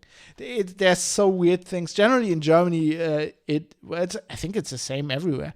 It depends on how often they get stolen or something. Like a new T6, like the new VW, even if it's not a camper van, it's one of the most expensive. I mean, that'd be more expensive to insure as a Mustang just because they get stolen like hell. Or like one of the, if you have, these BMW SUVs, right? The X5 and X7, whatever, they are just through the roof because they get stolen all the time. Then there are certain cars that like all these kid hooligans drive, right? Like a Golf GTI, which is a great car, but the insurance is like almost as expensive as a Corvette, I think, because like all these kids insure them and then promptly drive into a tree, or drive off the road, or go off-roading, or they go street racing and just kill them. Yes, life hacks. The Hemi V8 has 16 spark plugs. Yes. And it's that Hemi engine is that's probably the nicest engines ever built in a car. For a motorbike, it's the Moto Guzzi engine that's in my V7, but or the old versions of that. But that Hemi, the sound of that engine is just ridiculously amazing. So good. The 5.0 Mustang GT is also great. I also drove that when I was in the US. Lovely car. I drove that. So I drove the just do a bit of random stuff here at the end of the show. I drove the Charger from San Diego to Vegas, and then got a Mustang and drove from Vegas to LA in the Mustang. And the Charger in the desert was so amazing. So I did it's like these roads. That's probably where e-call would come in handy. Well, although there were other cars, but it's like there's like this road going to the horizon to the Mojave Desert, and you don't see there's nothing, no car, nothing. I'm like, let's see how fast this car can go, and I'm like stopping in the middle of the road, right, and go, okay, launch control. And just going, and then after a while, I see the sign. I think we were still in California. I think Nevada does this too. But anyway, there were these signs like radar, speed radar control from aircraft. And I was like, oh shit, no! You need eco Starlink. Yeah, you need satellite. You're right. It probably, that's the point, right? You could use it there because there's nobody there, but there's also no fucking, in the middle of the Mojave, there's no fucking cell connection. So it's like, that's why I think this system is just like, it's not thought through. And it's like what I hate about this stuff, and that's where I was about the EU rant, but it's not really about the EU, it's politicians. It's like, they get it in their head that this is a good idea, and then they pass it because they probably get votes for it, and people are like, oh yeah, they did something against traffic deaths, and isn't that great? And there's a win-win. But they don't understand the system. And I would like them, it's very easy to fix, because before you put legislation like this, you just need to commission a study that explains to you how this goal will be achieved. Like, how will this system Well, I mean, you could do the study now, right? You could do a study and see like how does it actually save lives. I mean, the emergency services must have that data, right? How often do they get called with e-call, and how likely is it that there was nobody around, right? If they arrived there are like 15 cars around that would have called, or maybe they did, right? Maybe the car crashes, calls e-call, and then they get 5 different calls from just passers-by, like, oh, the car just crashed here, or I just crashed into a car, he went over the divider and just exploded. Like where that is something you could do. You could have actual data. It's the same thing. This is why I get so mad. It's the same thing with the lockdowns, right? If they actually did, it's probably hard to do. It's probably hard to do with this as well. But, it's like that would be a scientific approach. Actually see, does it help? And not go, just build it in, right? Let's turn it on for everybody. What could possibly go wrong? I mean, we're sure there are no privacy problem with this. We'll just state that and put like a two-page PDF on our website, and then everything's fine. Everything's fine. Don't watch here.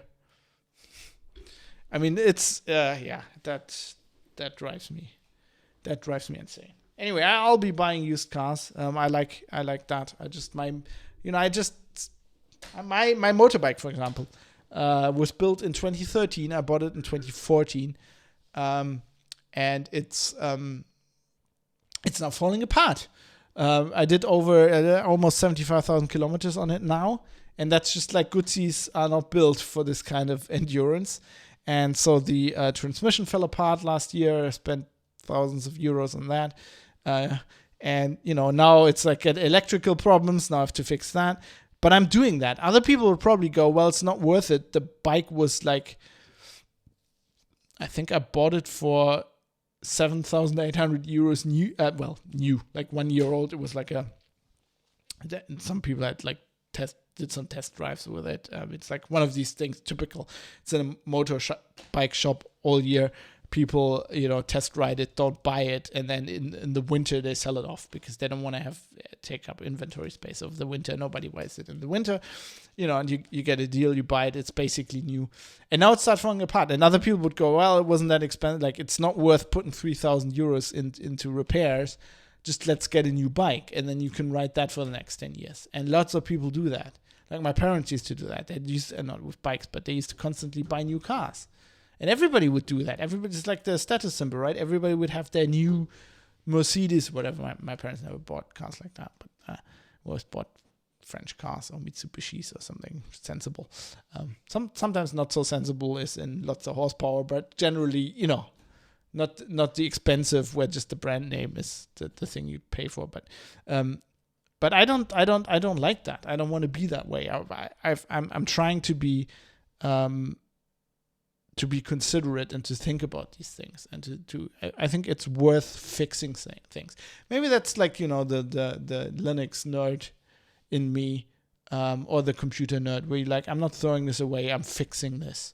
The stuff we complain about with phones that are not fixable anymore. It's the same with cars. All this electronics shit they're building in there, it's all lock-in. They do a lot of this crap, so you can only bring it to their dealer. And then even at the dealer, I had this with the Moto Guzzi. I brought it to a fucking Moto Guzzi dealer, and they were basically saying it's not worth repairing it. Just buy a new one. And I don't want a new one. The new ones look shit. They don't have the nice color scheme. I want this fucking bike. Right? And I was like the thing you could do is like you could sell me a new one, and then we'd have to put like the tank with the it's ridiculous. And I was like, I want this repaired. And they're like we don't think it's worth repair. I'm like, you're a fucking repair shop. But they don't think like that anymore, right? They just want to sell you new stuff. They want to sell you. I mean, it's understandable if you're running a business, but I don't think it's good for all of us. I mean, I understand Mode7 has a good point. Sometimes you don't have time to fix it. Sometimes, yes, I understand that. Sometimes I'm in a good situation. I've been doing work from home a year before it was cool. I can live with not having a car for a few weeks, maybe even longer. But yeah, sometimes it's not an option. I'm also not saying buying used cars is an option for everybody. This is my opinion. It's my idea. It might be completely, if you're listening to this, might be completely inapplicable to you. But I just want to give you that idea because I think a lot of people don't think about that. They're just like stuck in this rut of the thing we've always done that way, but maybe it's not the best way.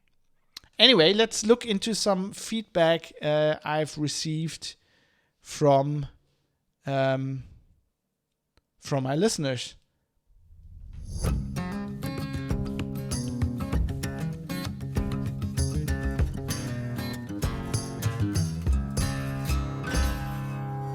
And producers, your producers. So this is producer feedback. First of all, Steven corrected, very important, a mistake I made in the last episode 52. Steven says, in the midst of listening to this episode, just wanted to clarify that the Chaz, aka Chop, isn't in Washington, D.C., but rather in Seattle, Washington, the other side of the country. This Capitol Hill is a neighborhood of Seattle. Yeah, it was completely my mistake. I, of course, know the difference between Washington, D.C. and Washington State. And I know where that is for several reasons. One of the reasons is because the Wizards of the Coast is situated in Renton. And who else is in Microsoft's in Washington? Redmond is in Washington. Supposed to be beautiful up there. But yes, I had no idea that Seattle had a neighborhood called Capitol Hill. That's a bit confusing. But no, I know. Sorry, made that mistake. And then we had a good discussion going in Discord about this episode. So Jackie said via Discord, if you go to privatecitizen.press/contact, there is the contact details is on there. There's a link in the show notes. Of course, there's a link, where I'm in the show notes right now. There's a link at the top of the page. And there's lots of contact details on there. One of it is the Discord, and it explains. I think it links to my blog. There's a page that explains what the Discord is. Anyway, what is Discord? Anyway, Jackie on the Discord said, excellent episode, guys. I actually listened to it. I listened in one sitting. Wow, that was like almost 4 hours. I don't think I recommend that. But amazing stamina. You get your medal, Jackie. P.S. I love your fab, but I'm with Mike re the UK COVID situation. It's been very badly mishandled, and as a result, we have had some terrible death rates. But Tories and in particular, we have the clown Tories in charge. Yes, that's something that that Mike brought up that I first couldn't believe, then looked it up and I saw, and the official numbers are that way. I don't understand why they are that way, and I'm looking into that. I want to do an episode. I read some interesting stuff about lockdowns recently again, and how it's basically people think they don't work, and that's been my hunch. But I don't know. But in that connection, it came up that basically, if you want to look at did this lockdown work, you have what did it do to the infection rates and to the death rates. You have like these different. You have things that are the same in every kind of, basically the waves, they are just moved. They're basically seem to be in the same time of the year where like the influenza, typical respiratory disease virus wave always was, and that's pretty much always the same, just different in wherever you are in the world, like what latitude and longitude, whatever you are. But one thing that is different is, for example, death rates, and I don't believe, and I still don't believe, that Germany did anything better when it comes to lockdowns than the UK. If anything, the UK did much stricter lockdowns. So I don't think that explains the higher death rates. There will be something there. It might be the health system. It just might be general just population, maybe population density, maybe population density per hospitals, maybe just the age. I feel like that if I was gonna, I'm looking into this kind of hard because I can't really do the the science behind this because it's not my field. But my first idea would be it's the age distribution of the population. I actually learned looking into these German numbers that the death rate in Germany has been going up over the last few years by about 4% each year, which is that's because the population just gets older. Because we have more and more older people and not so many young people are born. So the whole I knew this from university. We did this actually in politics.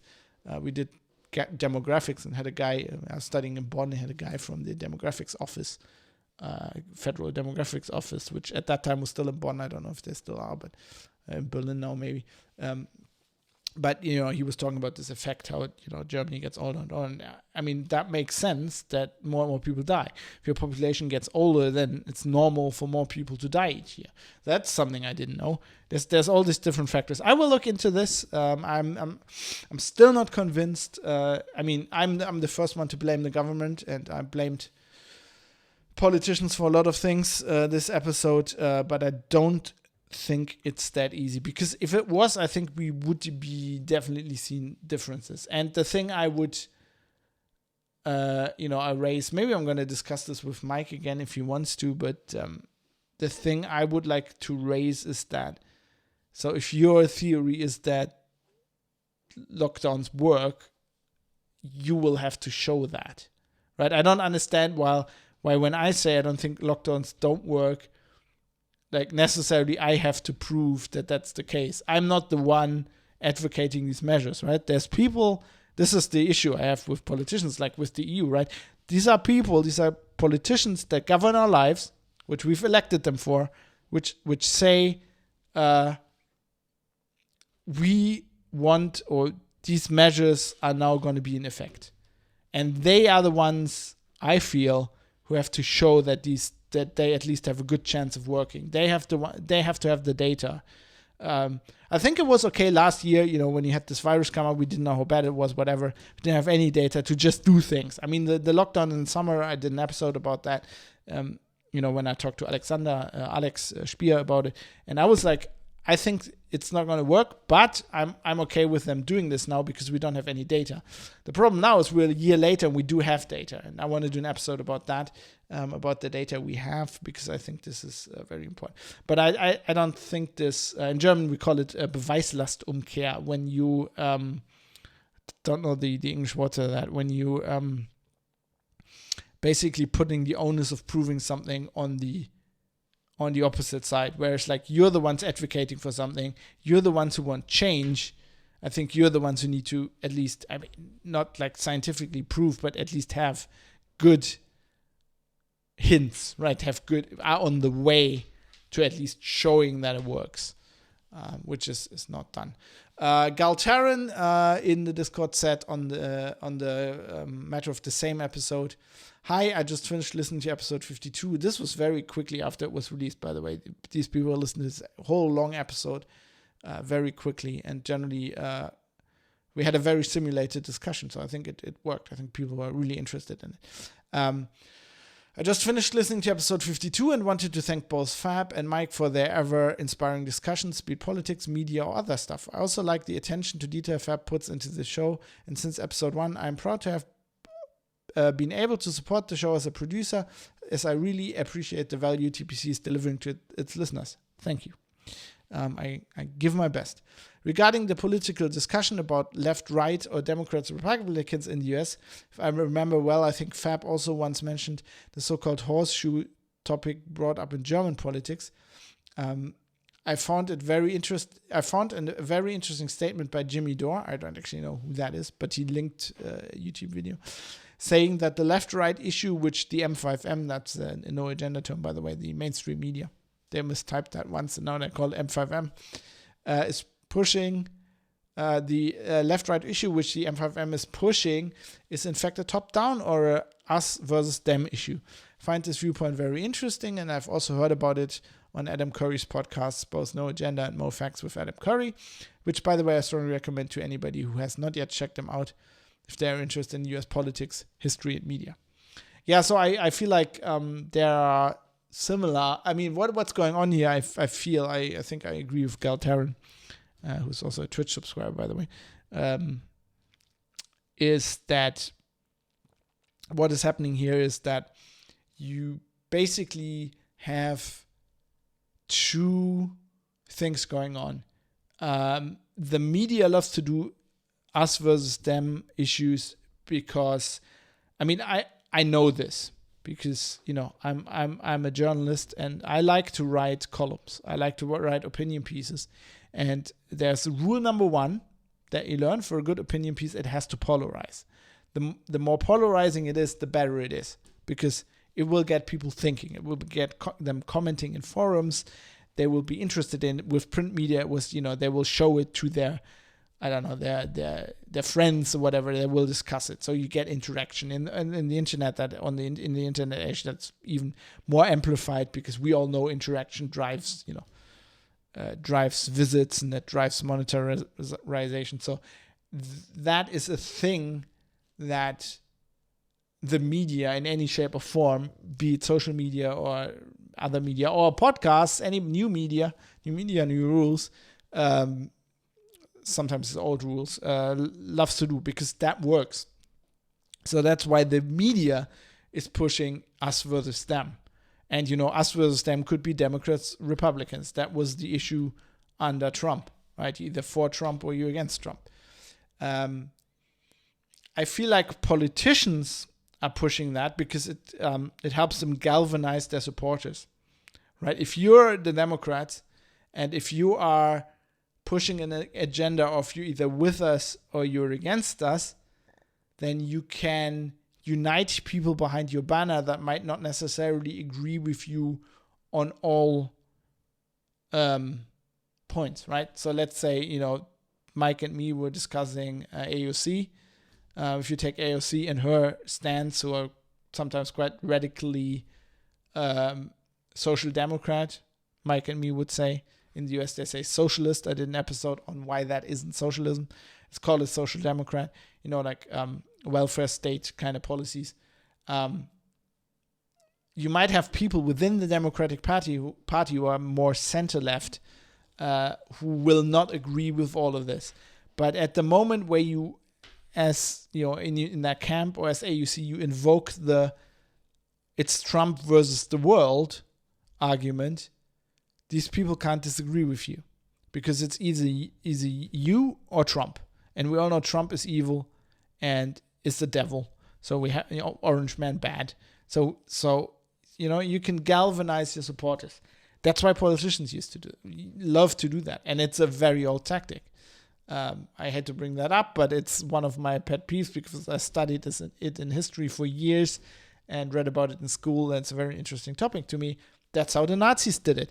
That is exactly how the Nazis got to power, right? And us versus them. Germany was in trouble. There's a good Sabaton song about this, believe it or not, called "The Final Solution," where they talk about this. One man seeing reasons everywhere. So Germany was in trouble. There was a economic depression. People, you know, Germany was suffering from that. It was suffering under the peace agreement from World War I. And the Nazis used that to galvanize supporters against them. In this case, you know, people of Jewish faith, communists, people of other political persuasions. In the beginning, it was actually a lot more communists than, you know, later on Jewish people. But, you know, in the beginning, the struggle was between, and that's what they called it, the struggle was between the National Socialists and the communists. And they did the Nazis drove a very strict us versus them. Like, if you're not with us, you're basically a communist and you want to abolish all property. And at the time, a lot of the people weren't like strictly communists. They thought these ideas were good. There were a lot of social democrats, right? And the SPD, the Social Democratic Party, got banned in the same vein, because the Nazis were basically, these people are communists. They weren't communists, right? The difference between, I explained this in my socialism primer, which, oh God, okay, now I have to look this up so you can find it. Let me just see. What episode was that? The socialism. Oh God, we've done so many episodes. Socialism. It was episode 34. So the difference markedly at the time, that's where you basically could delineate socialists from social democrats, is the socialists advocated revolution, the social democrats advocated change within the political system. And the Nazis basically said the social democrats they grouped them in with the communists, and then when they came into power, outlawed the party as well. So this is nothing new. I'm sure I'm not an expert, or I don't know that much about like the Roman Republic or ancient Greece and democracy there, but I'm sure the same thing was going on. I'm pretty sure that this is one of the things Caesar basically overthrew the Republic with. I probably learned most of this filtered through Star Wars, but hell, it's the same story. It's always the us versus them. It gives you, it is an easy way to negate the other side's arguments, right? The other side might have it happens to me all the time. I might have a reasoned argument that just doesn't doesn't jive with what the mainstream understanding of the topic is. And these days you always get pushed into like, oh, you're a Nazi, right? You just said Trump, this policy of that Trump did wasn't the worst thing in the world, so you're basically a Nazi. And I think that's what Galtaran talks about here. And this is something we've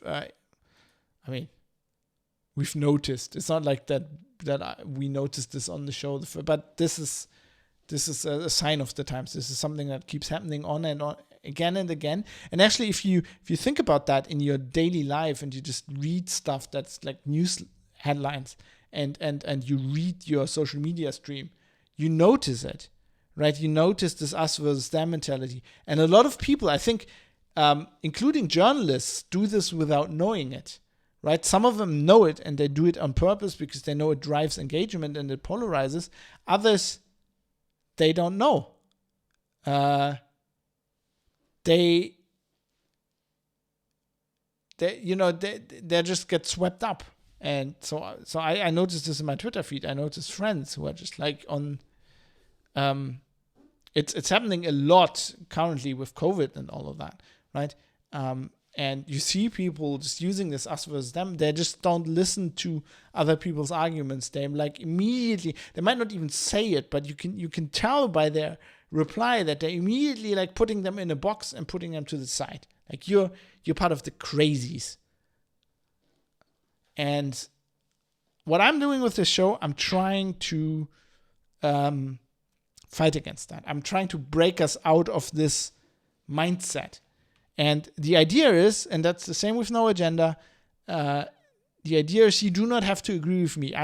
I know that most people will be not on my position with many arguments. I just know that by experience. I don't know what it is. I once got accused of, or several times actually got accused of just picking the out there side of an argument to just always be against something, which is not something I do.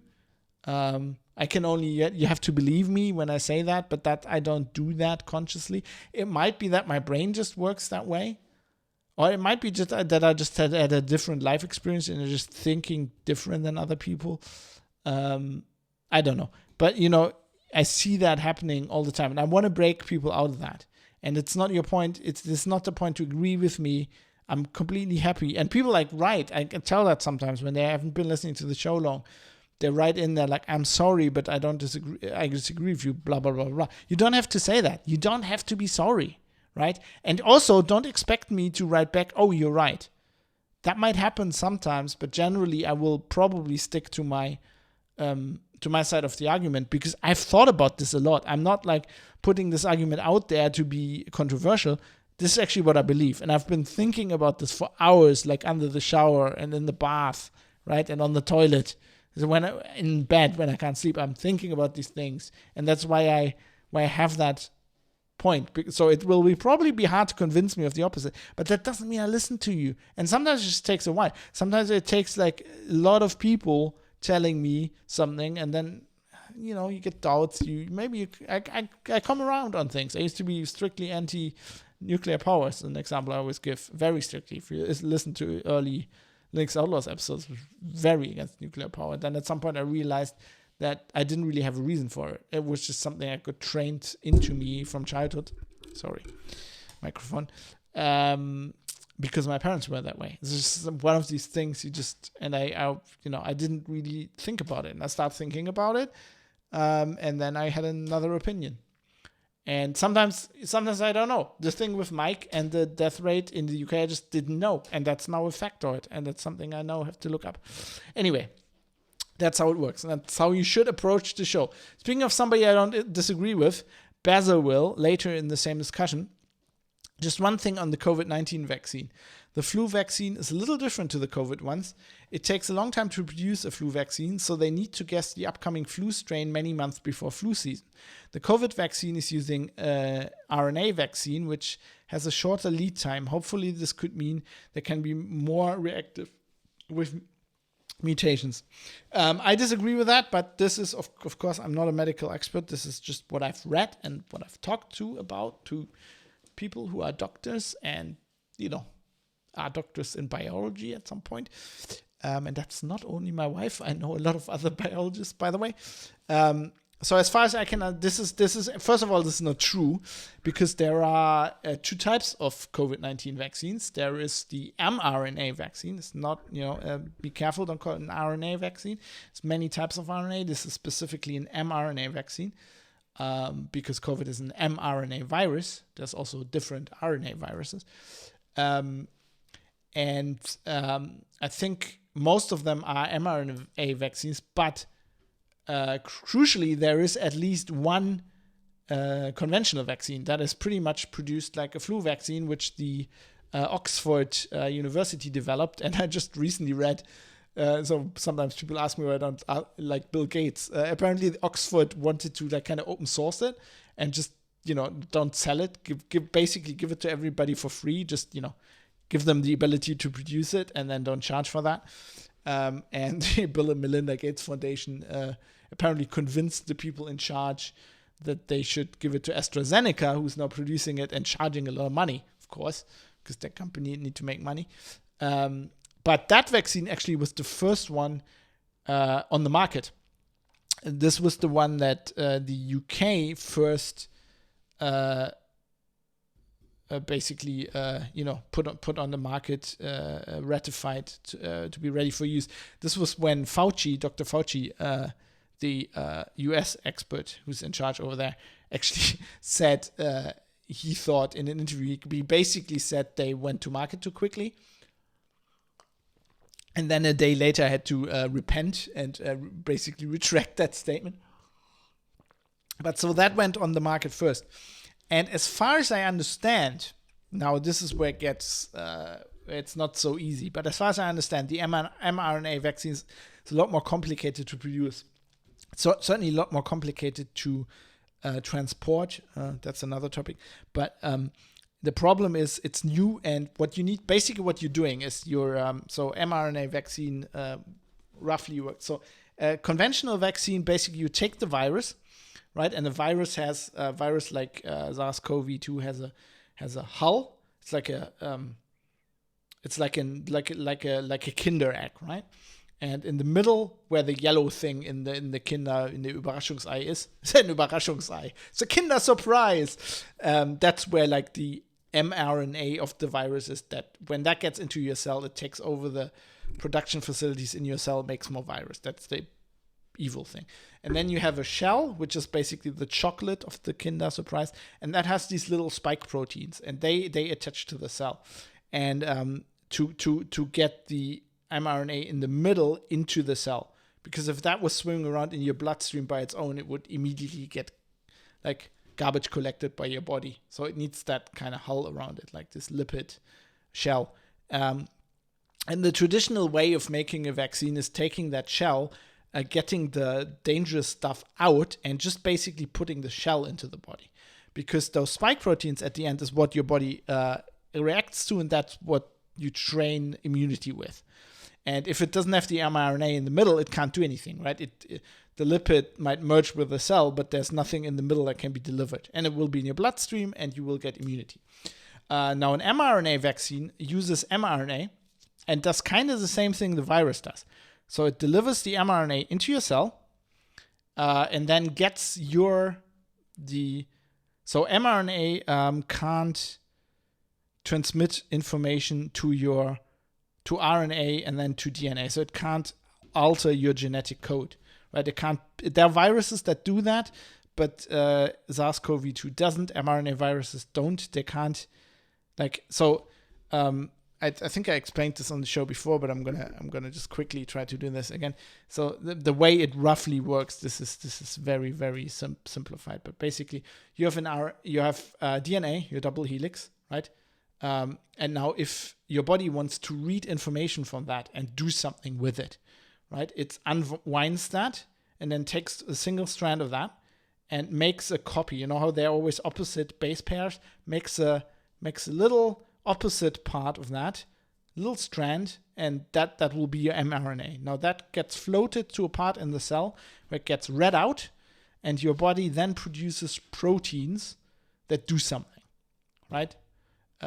So this is really, really dumb and completely not correct. But let's say you had a gene that was going to make you happy, right? A gene is a part on your DNA. It's like this little piece in your DNA, right? And that would get, DNA gets unwound, that gets read out, gets produced into mRNA, that gets delivered to a point in the cell, and that would then make endorphin. I don't know if endorphins are proteins, but basically, these can make transmitters that tell your brain to do something, right? It would make endorphins, and then you'd be happy. Now, what the SARS-CoV-2 virus does, but the crucial thing, it doesn't work the other way around. So if you get that virus and it goes into your cell, it can't build anything into your DNA. And the vaccine is the same thing, so it can't do that. Basically what it does, the virus gets its mRNA to the part of the cell that would usually be involved in this process and produce proteins, from your genes. But in this case, it doesn't produce the proteins from your genes, it produces them from the virus. What the virus does, it makes all its different parts, like the dangerous shell, the dangerous core inside, the yellow Kindersurprise, it makes the chocolate hull, and then it builds that together, and so your cell basically makes a lot more viruses in case of Ebola until it bursts and explodes, and then the viruses fly everywhere, go to other cells, and, chain reaction. Now the vaccine does the same thing, but it doesn't produce the whole virus. It doesn't produce the dangerous parts. It only produces the spike proteins, which don't do anything, right? By itself, they can't harm you really. I mean, you can get an anaphylactic shock with anything that's weird in your body, but generally it wouldn't hurt you. So what the mRNA vaccine does is it goes into your cell and produces tons of spike proteins, which then get released into your bloodstream, and then your immune system basically reacts to them. Now, why am I saying this? Because Basil Will said that the other vaccine is harder to make. I don't think so, because that's basically what you do is you get virus, right? You get virus from an infected patient, and then you neuter that and make that harmless, and then you need tons of that virus. I don't know if I think they probably artificially incubate, make more virus and then neuter them. I don't technically really know how it works, but that is a process that's been established for decades and works really well. With the mRNA vaccine, it's really hard to do. So at the moment, I don't think it's faster, because basically what you need to do is you need to analyze the virus genetic, so the virus mRNA. You need to analyze that. You need to figure out what parts does what, and then you need to know like what triggers the immune response.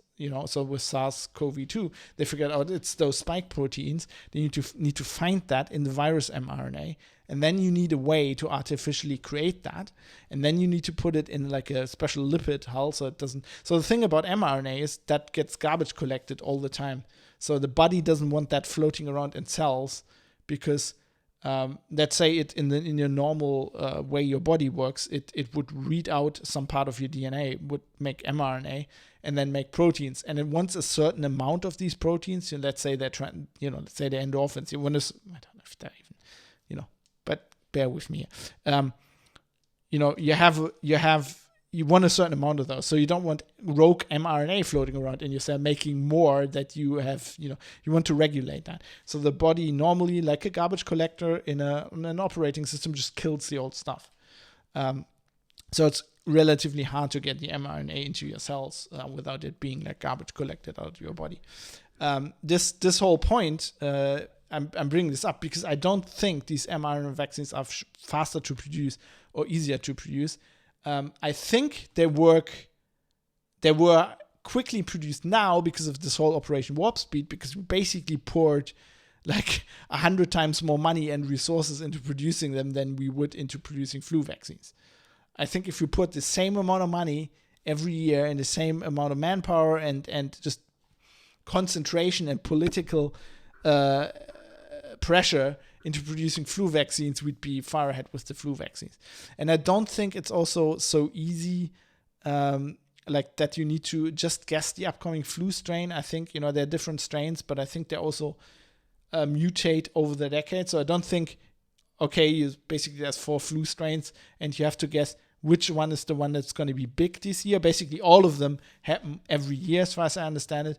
But usually 1 or 2, I think usually one will have that big wave, and they try to guess based on, you have the flu season obviously moves around the earth, based on seasons. They collect data and they try to guess and extrapolate which one's the big one. So I think last year, or I think in 2019, they actually missed. They were like, oh, we're going to think this one's big and the other one. But the thing is, you can't just like put that vaccine on ice or just quickly produce it because they mutate as well. You just can't take like the flu vaccine from 6 years ago, as far as I can understand it. Sometimes you can, but then they mutate again. So I don't know. To answer this question, I think Baskerville is not correct on this, but doesn't really matter because I think we don't know anything about these mutations. We don't know what they do. This is all just conjecture. We don't even I'm sure we don't know what they do is because we don't know how the normal virus propagates correctly. We don't know enough about that. The whole reason we're going on with the masks and the lockdowns and are not sure that it works is because we don't know how the transmission works. We do not know where this is chiefly transmitted. We know that like super spreader events and they happen a lot, but they can't account for example, what's going on right now, where the numbers are just a lot bigger. There are so many unanswered questions, right? Is somebody who's infected actually spreading it? When do they spread it? Do they have symptoms? Are there asymptomatic spreaders? Anyway, I'm going to look into that in a future episode because I think this is very interesting. But, thanks, Baskerville. Thanks for commenting. And I think this is very important. I think this is cool. And maybe you're right. I could also be completely wrong because I don't know everything, obviously. So this is why I appreciate producers. I appreciate all of you commenting live in Twitch chat. That's what the show is about. I'm not one to ignore a comment just because, I was wrong or they say I'm completely wrong and I think I'm right. I will pretty much, I choose these comments after what I think is. I'm trying to create a discussion here, right? That is helpful for everybody and that other people who listen to this can learn from. So please, as always, it's my call to action. Please, if you have something to say, privatecitizen.press, please do so. There are many ways to contact me, including anonymous ones. So please do that. There's a contact page that explains all of that. And just very quickly, as who was it? I think Galtaran explained already. This podcast is produced under value for value model, which means I just produce it for you, and it's free, obviously. And if you want to give something back, you can. And I just ask you to think about what it's worth to you and what you can afford. And there have been people who are writing to me who are like, I would like to support the podcast, but I can't at the moment. You don't have to do that. I mean, you don't have to support it, and you don't have to write me. I completely understand. I've been in these situations in my life where I just can't spend extraneous money on things. Sometimes you want to spend them on other things. Sometimes you're saving up for Cyberpunk 2077. I completely understand. Or a new graphics card, whatever. But if you can, I just ask to maybe toss a coin to your podcaster. And you can do so by becoming a patron on Patreon, which helps me most because it's like a recurring thing. But you can also just use PayPal and send a one-off contribution that way.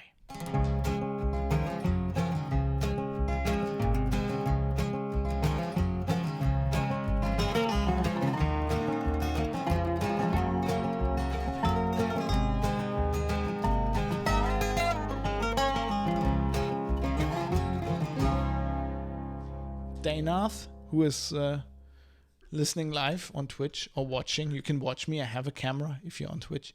Will not be supporting the show for a long time because he's saving up for a new graphics card and then Cyberpunk 2077, which is sensible because if you want to play Cyberpunk, you probably need a new graphics card. I speak from experience. You could see that while I was streaming. I streamed my whole playthrough on Twitch. It's all on YouTube. You can check it out. You will know why. Now we come to the people that did support the podcast. But first, quick mention to Bytemark at bytemark.co.uk, a great UK hosting company that are providing me pro bono, that is Latin for free, with service that I use to host the audio files, which enables me to have, consistently really, really good traffic. And I really, I appreciate that because as we discussed this show, I don't think the networks are free and I think people need to pay for things. So it is, I appreciate it. I couldn't do the show without them. And then I would like to thank Raoul Kabazali, who made the theme tune that you hear every time the show starts. It used to be at the end too, but now I have music for the end to mix it up a little bit. But thanks to Raoul for that amazing song called Acoustic Roots. Now we come to all the people who supported the show, all the producers who pitched in. We have Georges, Niall Donegan, Michael Mullen Jensen, Jonathan M. Hathy, Butterbeans, Dave, Steve Hose, Mark Holland, Shelby Kruver, Vlad, Jackie Plage, One Eye 11G, Philipp Klostermann, Kai Sears, Jaroslav Lichtblau, IKN, Fadi Mansour, Dirk Didi, Joe Poser, Matt Jalliman, David Potter, Mika, Martin, Dave Umrish, Michael Small, SJ, Ricky M, Drive Zero, Larry Glock, Bennett Piata, Mr. Amish, Jonathan Edwards, Barry Williams, Avis, Neil, Captain Ackhead, and also Christoph Martin and Felipe Carvalho, hope I said that right, who I have to apologize to. Both of them, like Felipe supported the show in the beginning of December, and Christoph also at the end of December. And this might be a combination of me not being on the air, but also PayPal ate the on with Martin's transaction. PayPal actually didn't process it for a while, and I also for both of them, I didn't get the customary email I usually get. So it took me ages to figure out that they had supported the show. So some late credit. I'm sorry about that, guys. Christoph and Felipe, I'm sorry. I'm gonna leave your names in the credit list for a few episodes. A bit longer than I usually do for PayPal donations, just to make up for that. I would like to, if you're listening, thank you very much. It's very much appreciated, both of you. That was a glitch in the machine. It was, I cyberpunked it. I CD Projekt Reddit it. I'm sorry. And then I would like to thank my Twitch subscribers, because as I mentioned several times, this show I'm streaming this live on Twitch, where Green Turtle is sad that he's just come in and missed the show. It's a podcast, Turtle. It'll be out later, and then you can listen to it on your own time. And I upload these things. I record them on Twitch and then upload them to YouTube. There's always a link in the show notes now at the top, so you can also watch me. If you want to see how the sausage is made, you can see like a screen share of my desktop as I record this podcast, and you can see all the stuff I cut out and all that kind of. It's not that much, but yes. So my Twitch subscribers who are also helping out, who are also paying money, or maybe you can subscribe with, I think it's called Prime Gaming now. If you have an Amazon Prime account, you can subscribe to one Twitch channel for free, which gives me the same money, so I'm happy. So thanks to Mike the Dane, Jason Word, Galtaran, Redeemer F, Indie Gamiacs, and Andy Pants. And some of these are double supporters. They're also in the list above. I just can't keep, because there's no way for me to tell. So I'll just list them. I'll just list them separately. And that was it for this week. Next week, the show's going to be 1 year old. I'm just going to do a normal episode. There will be no celebration. I'll be patting myself on the back a little bit for having done this 1 year and actually putting out an episode a week, which is fucking amazing. If you have never done a podcast, you have no idea how hard that is. I haven't been doing that since Linux Outlaws. It is an undertaking. A podcast episode a week. Starting a podcast is easy. Keeping it running is a lot harder. It actually helps me, believe it or not. Like, it helps me that I do it on my own, so I can do it on my own time now. I love doing podcasts with co-hosts because it's a nice back and forth, but it's just, as an organizational thing, it's a lot easier for me if I just do it myself. And it helps me doing it each week, because every second week I just keep forgetting which week. It's nice. It's much easier. It's a lot more work, but it's much easier to do it every week. So I'm kind of happy about that. So next week we might have an episode on Friday, so it might be a little bit late, just because Friday is the 5th, and that will mean that would be exactly the 1 year anniversary. 5th of February 2020 is when I started the show, when we all barely had an inkling what that virus was. Yeah, so I'm happy about that. I'm gonna play you out now with a nice little song I like very much. This is some synthwave. This is a song called Sunset Drive by Future Joust. I love it very much, and I'll see you next week. Remember, hang in there. Think about maybe buying a used car next time, and otherwise just stop doing everything they tell you to do. Once in a while, aim to misbehave.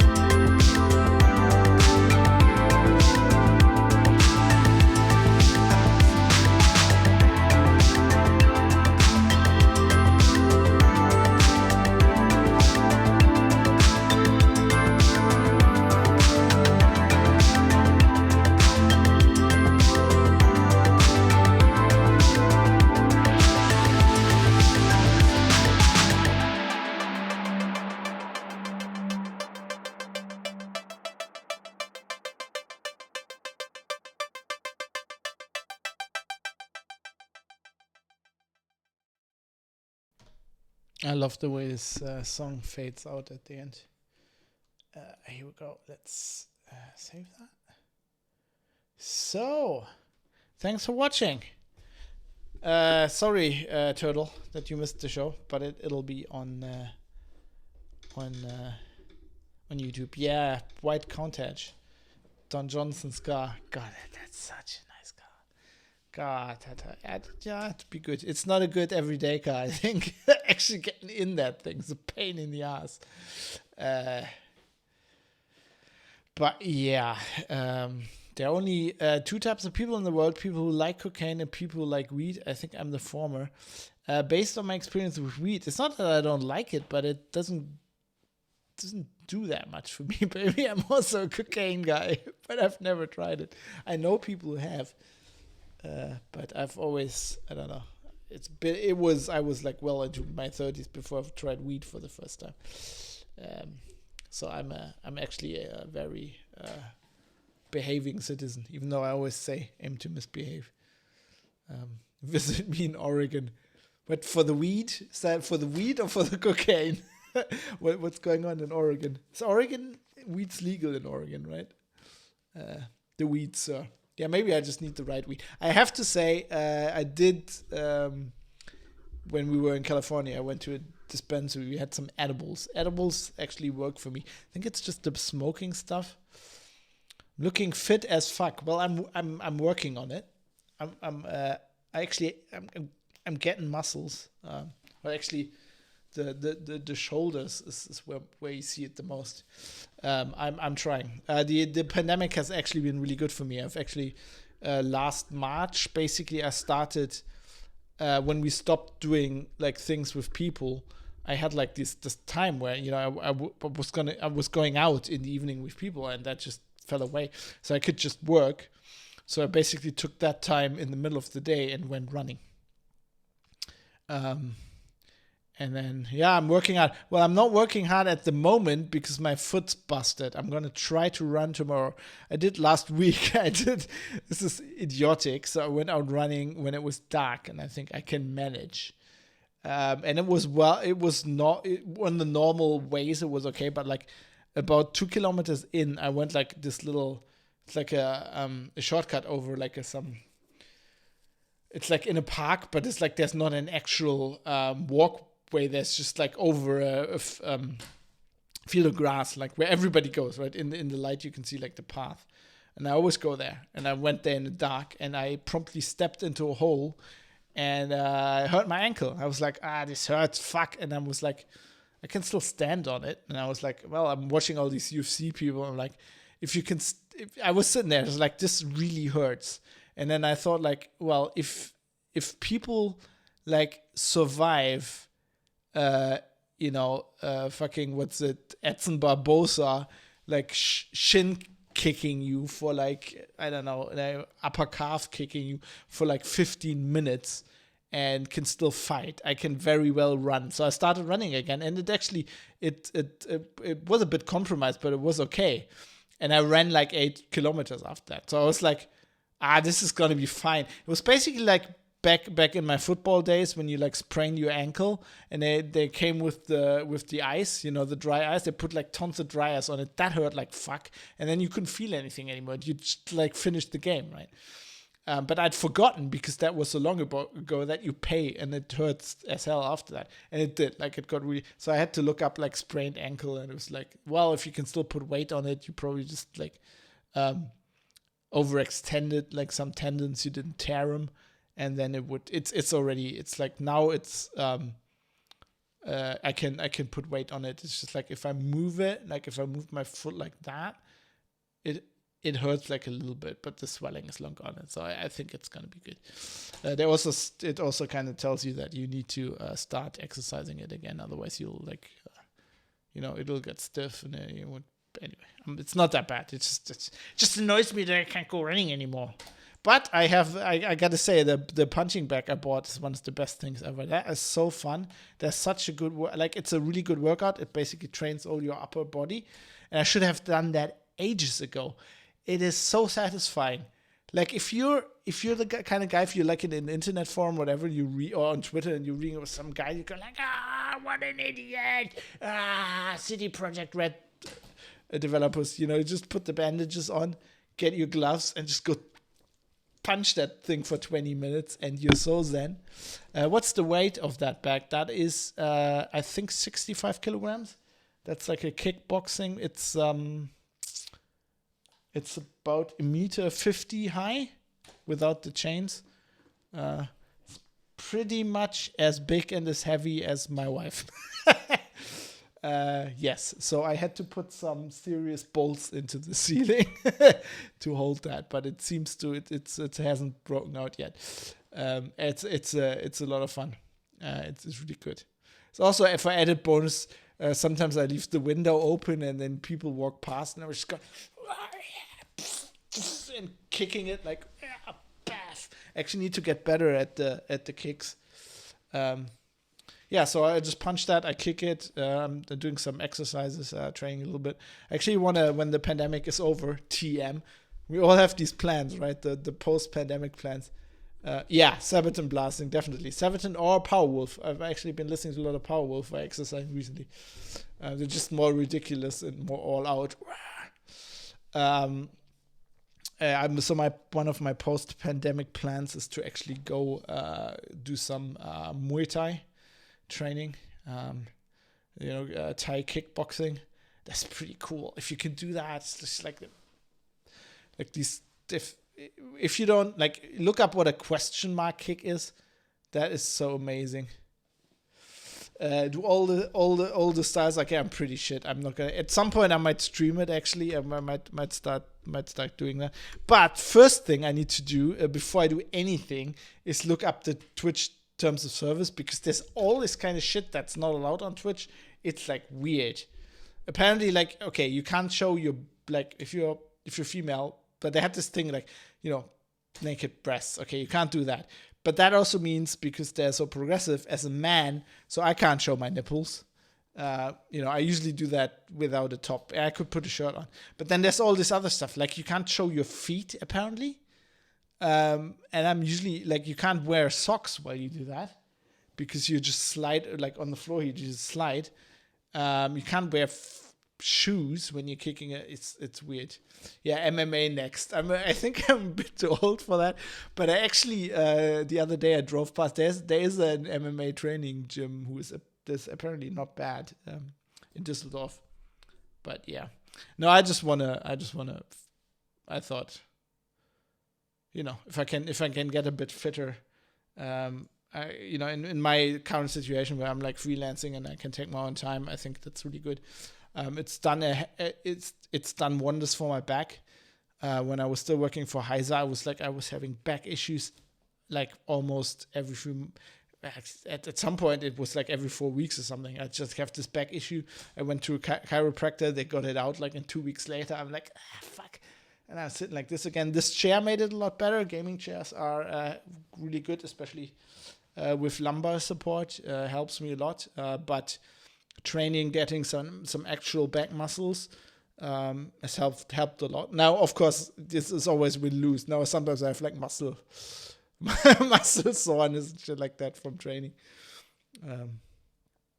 Yeah, stretching does help. I must say I'm not good at stretching. I probably need to look up some better stretching exercises. I always have issues up here, but it's gotten a hell of a lot better.